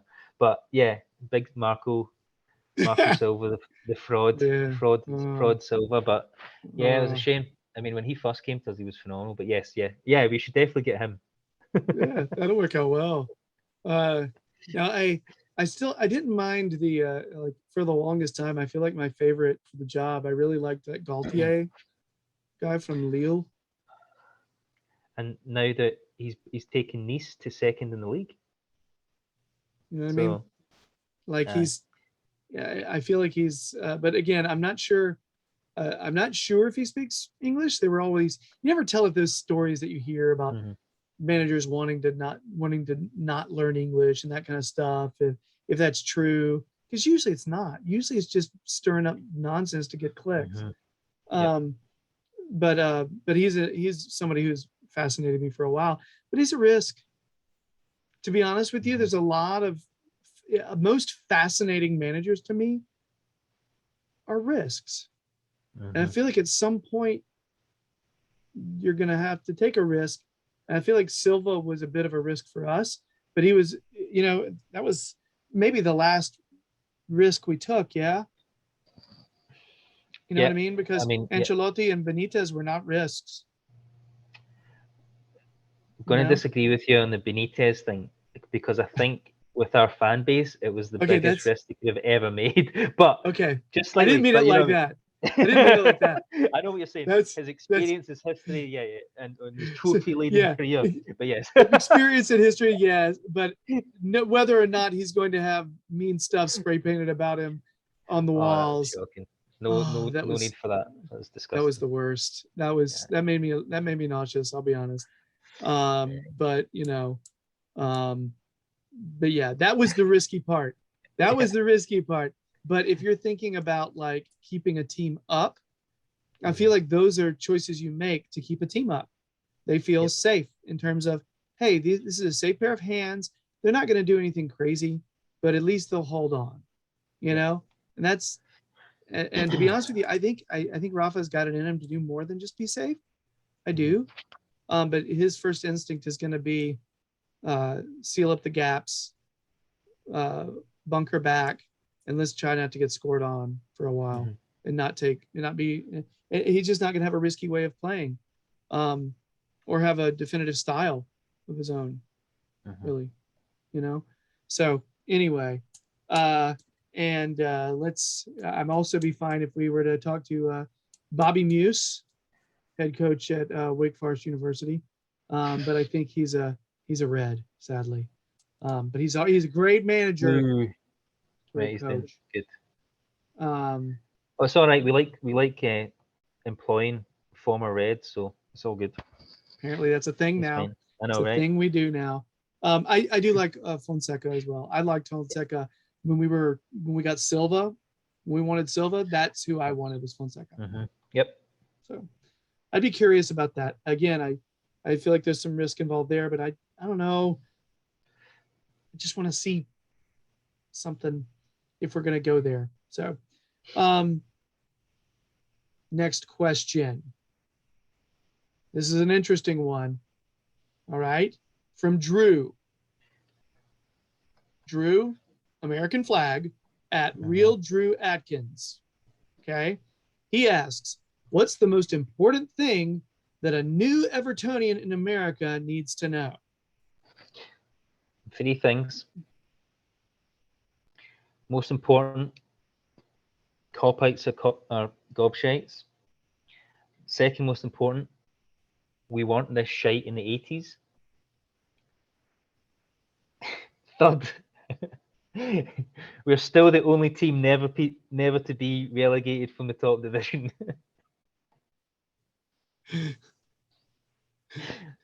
Okay. All right. And if you know your history, but yeah. Anyway. I think that's probably, you actually sort of summed it up in all 3 with the last thing you said. I think you need to know the history. Yep. Okay. You need to go back and research the the bad teams, the good teams, research the managers, research the iconic players, the players that are iconic because they were not. You know what I mean? Players who had tremendous heart but really didn't do a whole lot on the field. Different players are iconic for different reasons. Learning about that. There's certain things culturally you need to know. Yeah, I mean, you need to be very aware that you should not be posting any links from the Sun on Twitter or anywhere else. That's big. It's really big. Kids, people all the time, Americans go into these message boards and forums and they're posting stories on there and they get run out because they don't know any better. All right. Yep. Gotta I know think that. there's an explicit note on the Reddit site that says no posting Sun links, which is fair enough. That is subhuman scum newspaper. So yeah, so that's important, and you need to investigate why. You need to learn why. Exactly. All right. So that's important. I would also say, leave the cringy memes and graphics to the English folk, because if you're an American doing it ironically, they will assume you're doing it seriously. Okay? That's why I never do this kind of stuff. Chico Azul is brilliant and is an absolute artist on Twitter, but you can't do what he does. You can't do what he does because he makes these ironic, cringy memes and uses ironic, cringy nicknames, and people are like, ha ha, that's hilarious. You're being ironic. And then American does it and they're like, no, you're an American. You're clearly serious. Honestly, I think that guy is the funniest thing My I've favorite. ever experienced on Twitter. The thing Like, that sucks is he would probably hate me, and I love him. Like he has no idea. I have a man crush on his freaking personality, and I've never heard his voice. How awesome is that guy? I swear, I just want to meet him just to. He talks about he would pay for a subscription to Twitter. I would solely pay for a subscription to his like handle because it is hilarious. I would buy a ticket to hear him get into an argument with someone and call them a dishcloth. I just want to hear it. I saw him put that one time, like years ago, in his match preview one time, and I just went around telling it to everybody. Just like, oh my gosh, guy's a total dishcloth. It gets laughs every time, and So, then I go, no, that's not mine. That's Chico's. so as you know, I'm only really a frequent, like, or sorry, recent Twitter user. So I've only got him in the Razazul, but I can totally imagine him calling someone a dishcloth. It's been Gammon, but like dishcloth is right up there. That's fantastic. That's so good. Oh no, gammon is a very different thing from what I've learned. Dishcloth is just I got the vibe like lacking total personality and everything. I think gammon is more politically Yeah. based, Oh, is it? All right. Okay. politically charged term. Yeah, but yeah, he has done match previews for a Grand Old Team for a while, and he used to be on the Grand Old Team forum, which Right. is yeah, I would see him show up there, and he was hilarious there. Amazing. And then I started following him on Twitter, and then he kind of disappeared from the forum, and he's only showing up on Twitter. Yeah. So anyway, it's like your favorite comedian decided to only do podcasts. That's what I felt like when I only saw him on Twitter, but it happens. Incredible. Um, so anyway, yeah. So gosh, we're so off right now. We're so off. Sorry. Freaking show is gonna last till midnight. But Drew, honestly, I think the enthusiasm is appreciated. The majority of Everton supporters will be completely stoked and welcoming and psyched to have you around, regardless. Regardless of anything, you could post cringy memes, and there's a lot of folks who would be like, "That's fine," but really, to be honest, it's a good group. It's a good group. It's a welcoming group, and the other bit of important things you need to know is connect. That's the best thing. That's this whole North American Everton thing that's happening right now. People are getting connected all over the continent, Mhm. and it's awesome. It's a beautiful thing. Don't be afraid to reach out to people in your area who have a supporters group. Just connect, send Mhm. messages, say what's up to them on Twitter, any of that stuff. And I swear it's been a humbling experience for sure. You guys opened my eyes to just how like the Everton and the USA family over here, like how wide it is and far reaching. I went from like 2 followers to nearly 600 in the space of 5 months, and that's down to the Everton and the USA guys. But yeah, it's Everton Twitter's phenomenal, but also very depressing. But yes, there's a lot of great folk in there. I'm Mhm. glad I was able to connect with them myself. So yeah, good answer. So Carolina Toffees, Cam, who comes on the show, Cameron, is asked on a scale of 10 to 10, how toxic is the atmosphere going to be Sunday? And then he posts, and I think you should leave GIF thing. And then we just got into it. I think you should leave GIF exchange, and it's just so beautiful. It was beautiful. That is the beauty of Everton Twitter. So Drew, that's the beauty of Everton Twitter. But yes, yeah, I have to say it was you guys that got me into that show, and like it is absolutely wacky, incredible comedy. Like it's brilliant. So thank you both of you. Thanks, Cam, who I think he had quite the journey there a couple of weeks ago for that Watford game. I think he was at it, but Yeah. yeah, I mean, it would have been miserable but awesome at the same time, right? But so have you ever seen that HBO show Chernobyl? Oh no. Toxicity. It could be. It could be. It could be nuclear. Let's just say it could be nuclear. If there's 3 goals in 28 minutes, I could see people leaving and just booing, and like it's just going to be horrible. And that's if we score the goals. Nah, man, I think if we are somehow managing to, hold them scoreless like my silly ass prediction, then I think it won't be as toxic. But if we're letting in 3 goals like you just mentioned, man. Yep. Yeah. I mean, Cam, you didn't give us a whole lot of room for error. 10 out of 10. I feel like we have to say 10. Yeah. I'm going to pick the 10 on the left. I'm sure Auden would pick the 10 on the right. It's just what we do. Exactly. But yeah, so it's a good question. It could get rough. It could get rough, man. Agreed. So that appears to be yeah. all of the Twitter questions. Sure. I believe that is correct. So we are going now to Reddit questions.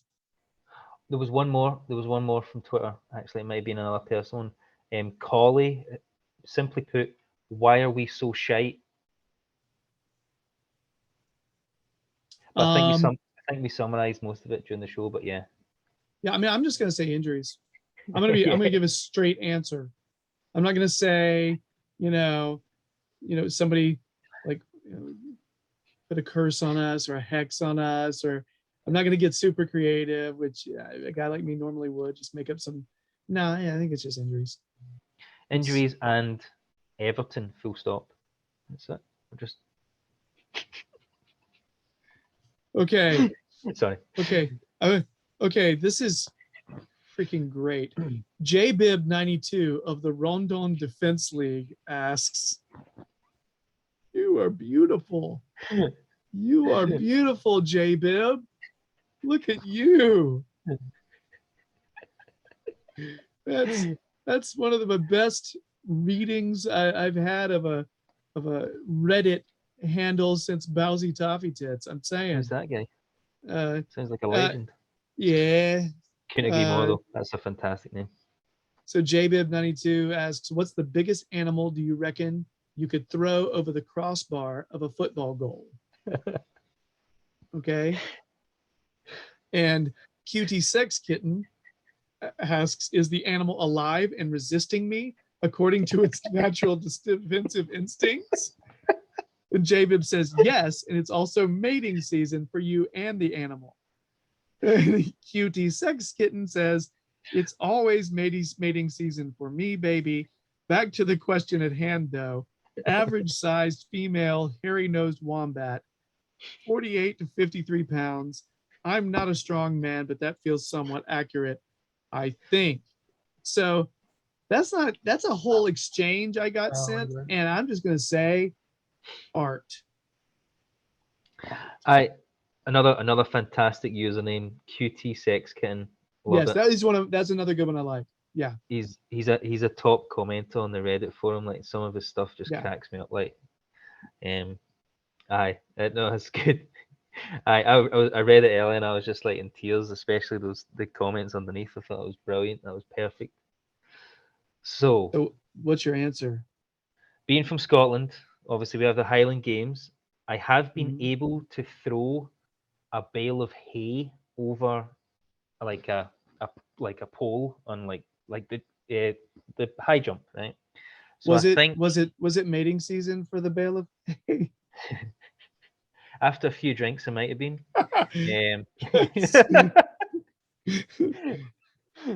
But so like, because you can get some dogs that are like, if you stood them on their hind legs, they'd be like 6'7". So I had to think of this, but I think I can't remember what I put down because I didn't. I think a warthog would probably be the closest to throwing over a crossbar. A warthog? No? I thought they're big as hell. Oh my gosh. I'm like, am I totally like misreading how enormous you are? I think Pumbaa. I've got a bit of muscle, mostly fat, but I think Pumbaa size, I think would be doable. Oh, over the crossbar. You bend your knees. Actually, I don't have a knee. I'm only got one knee. Okay. I'll be honest. Right now, with gonna my say- back the way it is, it'd be like a chipmunk. a Persian cat. And it has to jump.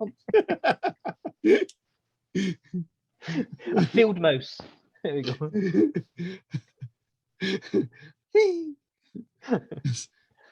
No, so you think a warthog?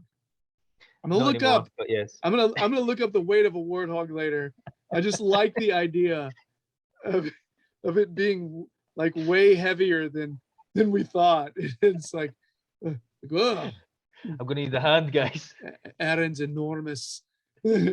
That's I was actually gonna go very local and say I think I could do an adult opossum. Okay. In Yep. my reasoning, they have this long tail that's hairless and sort of gross, but it would be great if you've ever held a possum. That's how you hold them, by the tail like that. Right. Yeah, and so I think I could treat it kind of like a hammer throw or something. like when the episode of The Office, UK Office, when Finchy throws the shoe over the office to win the pub quiz. A bit like that. He's Oh got my to buy the laces. I've got to buy the laces, guys. It'd be like that with the possum's tail, right over. Yes, I think that's the only way I could pull it off these days. I don't think I could, straight squat lift a warthog. Okay, I should have thought about this more. Oh, anyway, all right. So next question. All right. Oh my gosh, it's Yoshi 9Yoshi5 asks a lot of is actually really thoughtful with their questions. What incentive do players have to perform well? I almost went southern there. To perform well, dude, players have to perform well when they are guaranteed to be paid handsomely at the cost of disgruntled fans, knowing some can just shy on the bench or claim they're injured or deliberately not train as hard. Sure, better competitions and increased exposure might be for some, but not for all. Even if they underperform on the pitch, they are far too well paid. Some players, utmost professionals, will strive to be the very best, want to win the league and trophies, but if the player's attitude isn't 100%, they know they can settle for 10th best. I mean, that's all true. Mm-hmm. Why would they want to risk breaking their leg or severe injury when they can enjoy their wealthy lifestyle at home? As the saying goes, family comes first. I guess what I'm saying is there appears to be no lose-lose situation for players, whereas managers, they get fired and lose their job. Players just carry on earning their wage to the frustration of fans. And I would say, as an addendum to that, there are some players that the team may want to sell, but haven't been playing, so they're not worth any money. Mm-hmm. So they'd be a total loss for the team, so they can't sell them. Or they won't go on loan because they consider whatever team they're going on loan to be a step down, so they don't, and bad for their career, so they don't want to do that either. And we have seen those players. Absolutely. Like couldn't agree more. We had one in our club, in James, and this is such a good question. Like I think it does need to be looked at. It might cause some controversy to say, but unfortunately, when you play in the richest league in the world, there's going to be to attract the top players. Sometimes you need to give them the top salaries. Having said that, I think using some of the US system with salary caps might be a way forward, to at least for this kind of these issues where, like, for example, when Alexis Sanchez moved to Man United and he was getting paid $500,000 or whatever a week, and he was absolutely dire, right? So like you can't, like, unless there's like, you know how you can get goal bonuses, clean sheet bonuses, blah blah blah. What if you can get deductibles as well? You losing, like, if you lose a game, you get docked, like, however so many thousands, no matter if you're playing or not. That would be kind of sick on the subs, but you can see the goal, like anything like that, something like some sort of fine structure, not fine structure, but uh no, like a floating wage structure that you're guaranteed a certain amount if you win, keep a clean sheet, score, whatever, right? Like that's your guarantee. If you don't, then it's the bottom of the barrel. Maybe that's the way you do it as well. But that's a great question. It is. I think we're going to have troubles with that. Mhm. And we're going to continue having troubles with that until we start having a little more uniformity on our transfers instead of having transfers come from like 4 different locations within the club. You know, if you've got, because that's the thing, that's one of the reasons why we brought in Bronze in the first place, right? Mhm. Brought him in. And to be honest with you, I think it's not a Walsh type situation. Walsh was just like, oh, you want to come? Hell, I'll write you a check right now. You want 200? 200 a week. Yes, Mhm. let's do this. 200K, you know? But he would just write these inflated salaries because he didn't really know. He had never done the job, right? He didn't have anybody really advising him. Bronze, at least, is not being ridiculous with this from what we know. But we also know that he's not able to do his job. And this is going to keep happening. This is going to Do, keep do, happening until we get some culture. You know what I mean? yeah, I would like to read the Athletic article on this again about brands because it was amazing. Patrick Boylan did a good job. I think He usually does. Patty Boylan's, solid. yeah. Yeah, and I think if you look at when Brands was first appointed, how many different additional roles he's been given since Yeah. his first appointment. Like, I don't even know what he's director of these days. Like, but he's director of like so many other things. So maybe he's far too busy to focus on the transfer side of things. But at the end of the day, he has been hampered. I think financial fair play is an absolute farce. Um, it's only pushing the richer clubs further and further away from the lesser clubs, the smaller clubs, because like basically commercially they can just bring in all sorts, right? So Mhm. we don't have that commercial flow of finances, like the big six. I hate them, but anyway. So I think like there's a lot to do with that as well. But again, we're our league is worth billions, and each club makes hundreds of millions each season, every single club in that league. Mhm. So I don't know, it's getting a bit mental at the minute, with wages and stuff like that. Yeah, I can see there would be a lot of backlash with a cap for sure. They'll be like, oh, how are we going to attract the best in the world to come to the UK, like, and stuff like that. But I don't Yeah. know. That's an amazing. I'd love a review of it somehow in the future. Mhm. But yeah, that's a good question. Yeah. And when I meant earlier about culture, I meant like a culture at your club for a certain type of player to be coming in. You know what I mean? Hmm. And Yep. and when those players come in, they understand salaries work like this, and this is how we do it here, Yep. and this is the attitude you have here, and this is the type of person you bring in. You know, Exactly. if you have to have a format, you have to have a formula, the way you do things, and it helps so much to have.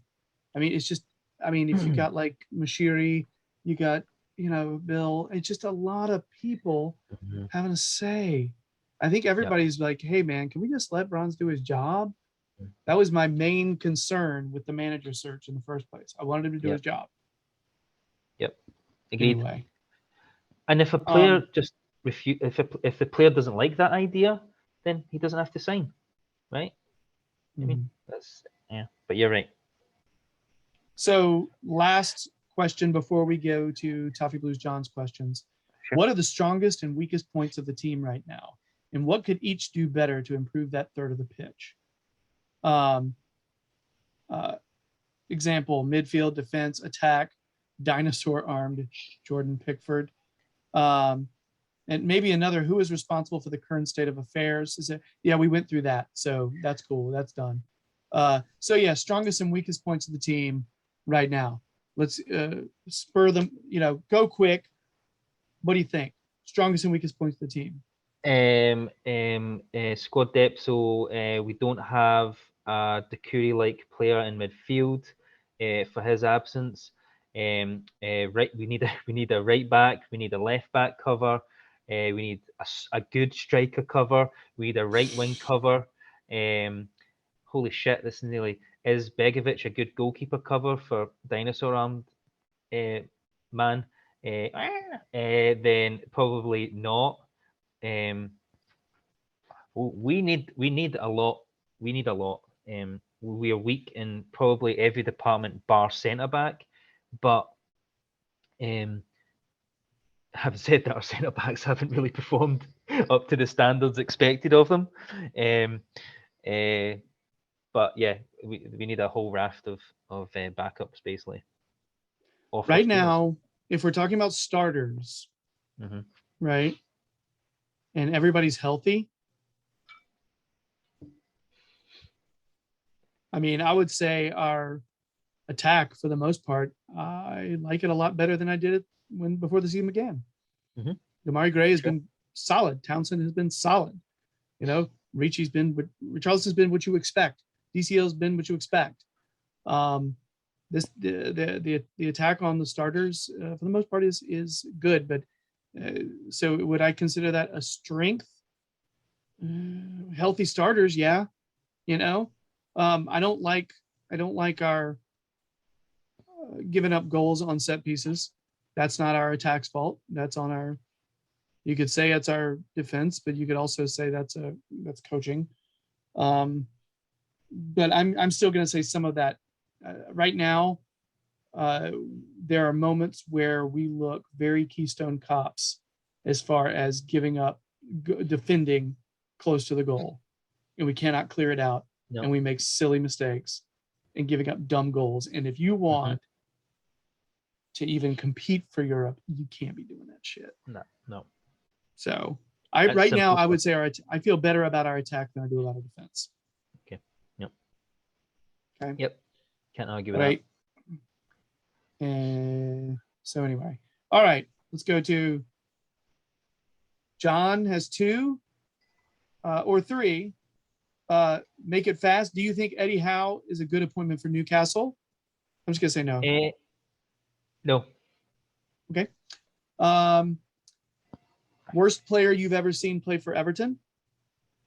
Oh, fuck. It's probably Sandro. I think Sandro was probably the worst. There's been a few. What's the name of the Uruguayan striker that we signed for like 600,000, and he only played a couple of cup matches and didn't do much. And I felt bad for him, and we ended up transferring him out at one point. Is it Rodriguez? Something like that, possibly. I'm trying to remember his name. It's not Dennis Stratkolarski because he's a legend. No, he was Argentinian as well. That would be a different. Oh my, it's going to come to me a bit after the show. I think I know who you're talking about though. Let's see here. Uruguayan Everton players. Leandro Rodriguez. There we go. Nailed it. Yep. That was, and I feel I don't want to talk too much about that because I feel like I'm piling on. I think he was really homesick and may not have been doing the greatest emotionally. So yeah. I don't want to sit there and like bash the dude too much. So I'll leave it at that. But it was a strange signing. So yes, there's that. Finally, If you could watch only one film and or series for the rest of your life, what would it be? The Goonies movie, the English Office series.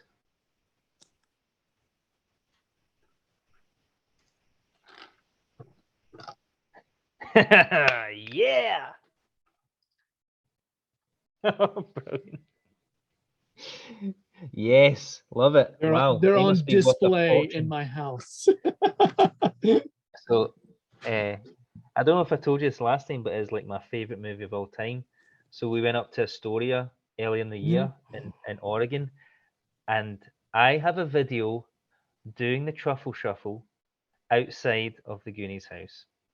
My buddy got his friend, okay, to grab someone's bike and or no, not grab the bike. What it was is he was in the driveway where the bike just got stolen. Brand just took the bike from Data's little sister.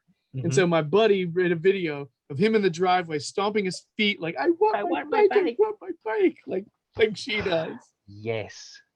What's Brilliant. funny is like I have met like 3 or 4 people who have been to Astoria now, and I've been a Goonies like just nut since 1985 when I saw it in the theater.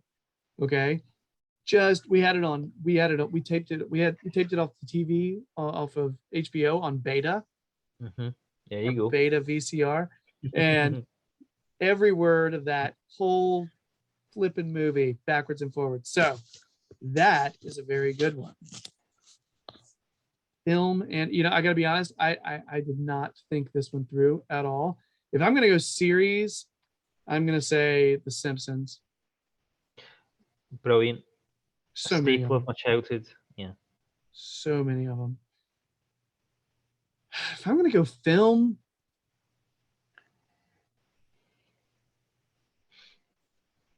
this is hard because I'm just like, do you go fun or do you go critically acclaimed to where it's fueling your up here? Because I just picked a funny show, right? True. So should I pick a more serious film to Absolutely kind of not. But yes, you should. No. What's the most fun that you would watch relentlessly? As what I would take.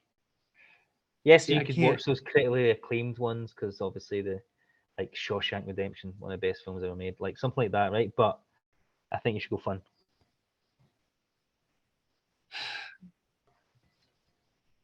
I probably would have said Goonies. That's what's wild. Yeah. That's Hey, because you guys. that's like my personal like favorite movie for my family and everything. Makes me think of my family. So Absolutely, couldn't agree more. so that's, I have to say, I have some other movies that remind me of my family, like Spaceballs. But you know, yes. it's funny when I yes. pulled those out earlier. I was expecting to like pull them up, and my wife walk in and like, "Hey, knock next time, knock." And she's, "I didn't see you playing with your dolls again, hon." Brilliant. So yeah, let's just say that. And that's the end of mailbag. That's the end of the show. Long one. Wow, sorry. That Long was one. very long. Oh, sorry. Sorry, he says. No. I'm sorry. Thank you so much. Auden. I feel like I have to make a mean face when I say it. Auden. That's how we all look in Scotland. Oh, I'm so happy right now. just a nation of scowling. It's just I need to stop bashing my nation because we're the friendliest bunch ever. Like, but I love it. my youngest Turner is absolutely obsessed with Scotland right now. Is he? Yeah, he loves. And what started it was Celtic. He liked the Celtic jerseys. He liked their kits, and because he loves the color green. And all of a sudden, I started like showing him stuff about Scotland and being like, "Ooh, you see that place right there? That's Edinburgh. It looks gorgeous, doesn't it? Yes, it does. You know what I mean?" And like going through. Oh, now he's just. That's why he asked, "What's the coolest place in Scotland?" That's why I asked that. Fantastic. Yeah, I've got a good plan. Yeah. Thanks very much for having me again. Mm-hmm. It's always Anytime, a pleasure. dude. Anytime. I feel really grateful for what you guys do for representing in the USA and just representing the Toffees in general. So appreciate you and John having me on here. It's always great gig. No, man, Enjoyed you're always welcome. And to be honest with you, I feel like you're a great example for everybody. Be like, hey, look at what it could be. Yeah, look at what it could be for you. Just a big ball of positivity, locking you together in your misery with other Evertonians. You know what I mean? Exactly, yeah. It's I do always that's try to find the lighter side of being yeah. absolutely shite. Yep. Yeah, I mean, I feel like that's the way you got to do. Yeah, You know, exactly. otherwise you're just angry, and you know, I think I've gone through that already. I think I'm through the. I think I'm through that part. Now I'm just kind of like, damn it, really? You know, more like that when bad stuff happens for Everton. Just laugh it off with a good meme or gif or something. You know what I mean? That's what it's got to these days. Yeah. But preferably one from I Think You Should Leave. Tug it. TC Tuggers. Hey, it's not a joke though. It's not a joke like the Snuggie. It's not a joke. Thanks for saying they're cool. All right. This has turned into Inside Joke-a-palooza. Everybody out there, any other shout outs you want to give? Just all to my family again. Mum making me the Evertonian I am today. My sister for giving us a shout out. Love you, sis. My youngest sister, Poppy. Love you so much. You've had a rough week with school, but yeah. And lastly, my wife, who I love dearly, and is probably in bed sobbing that I'm not lying next to her, much like yours. So yeah. I'd give shout outs to all those people, but none of them have ever watched or listened to any of these. I hope your sons don't with the profanity at the start of asking the questions. So apologies for that. They hear me get angry all the time. It's fine. That's okay. But yeah, so anyway, so I'll go ahead and wrap up the show. If you're digging what you're hearing and seeing, please subscribe to the Toffee Blues YouTube channel and or podcast. We really appreciate it. Please follow the Toffee Blues on Instagram, Facebook, and Twitter. I don't know, TikTok, and I don't know, just follow them on the street. Just should be able to figure out who they are.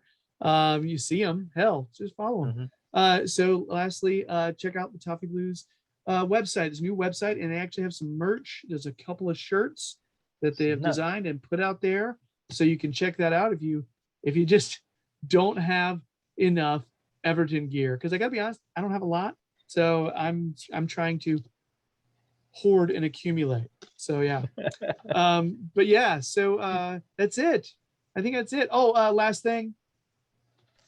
I have to do this because it's nearly Christmas. This is my children's book I wrote, Randolph the Christmas Moose.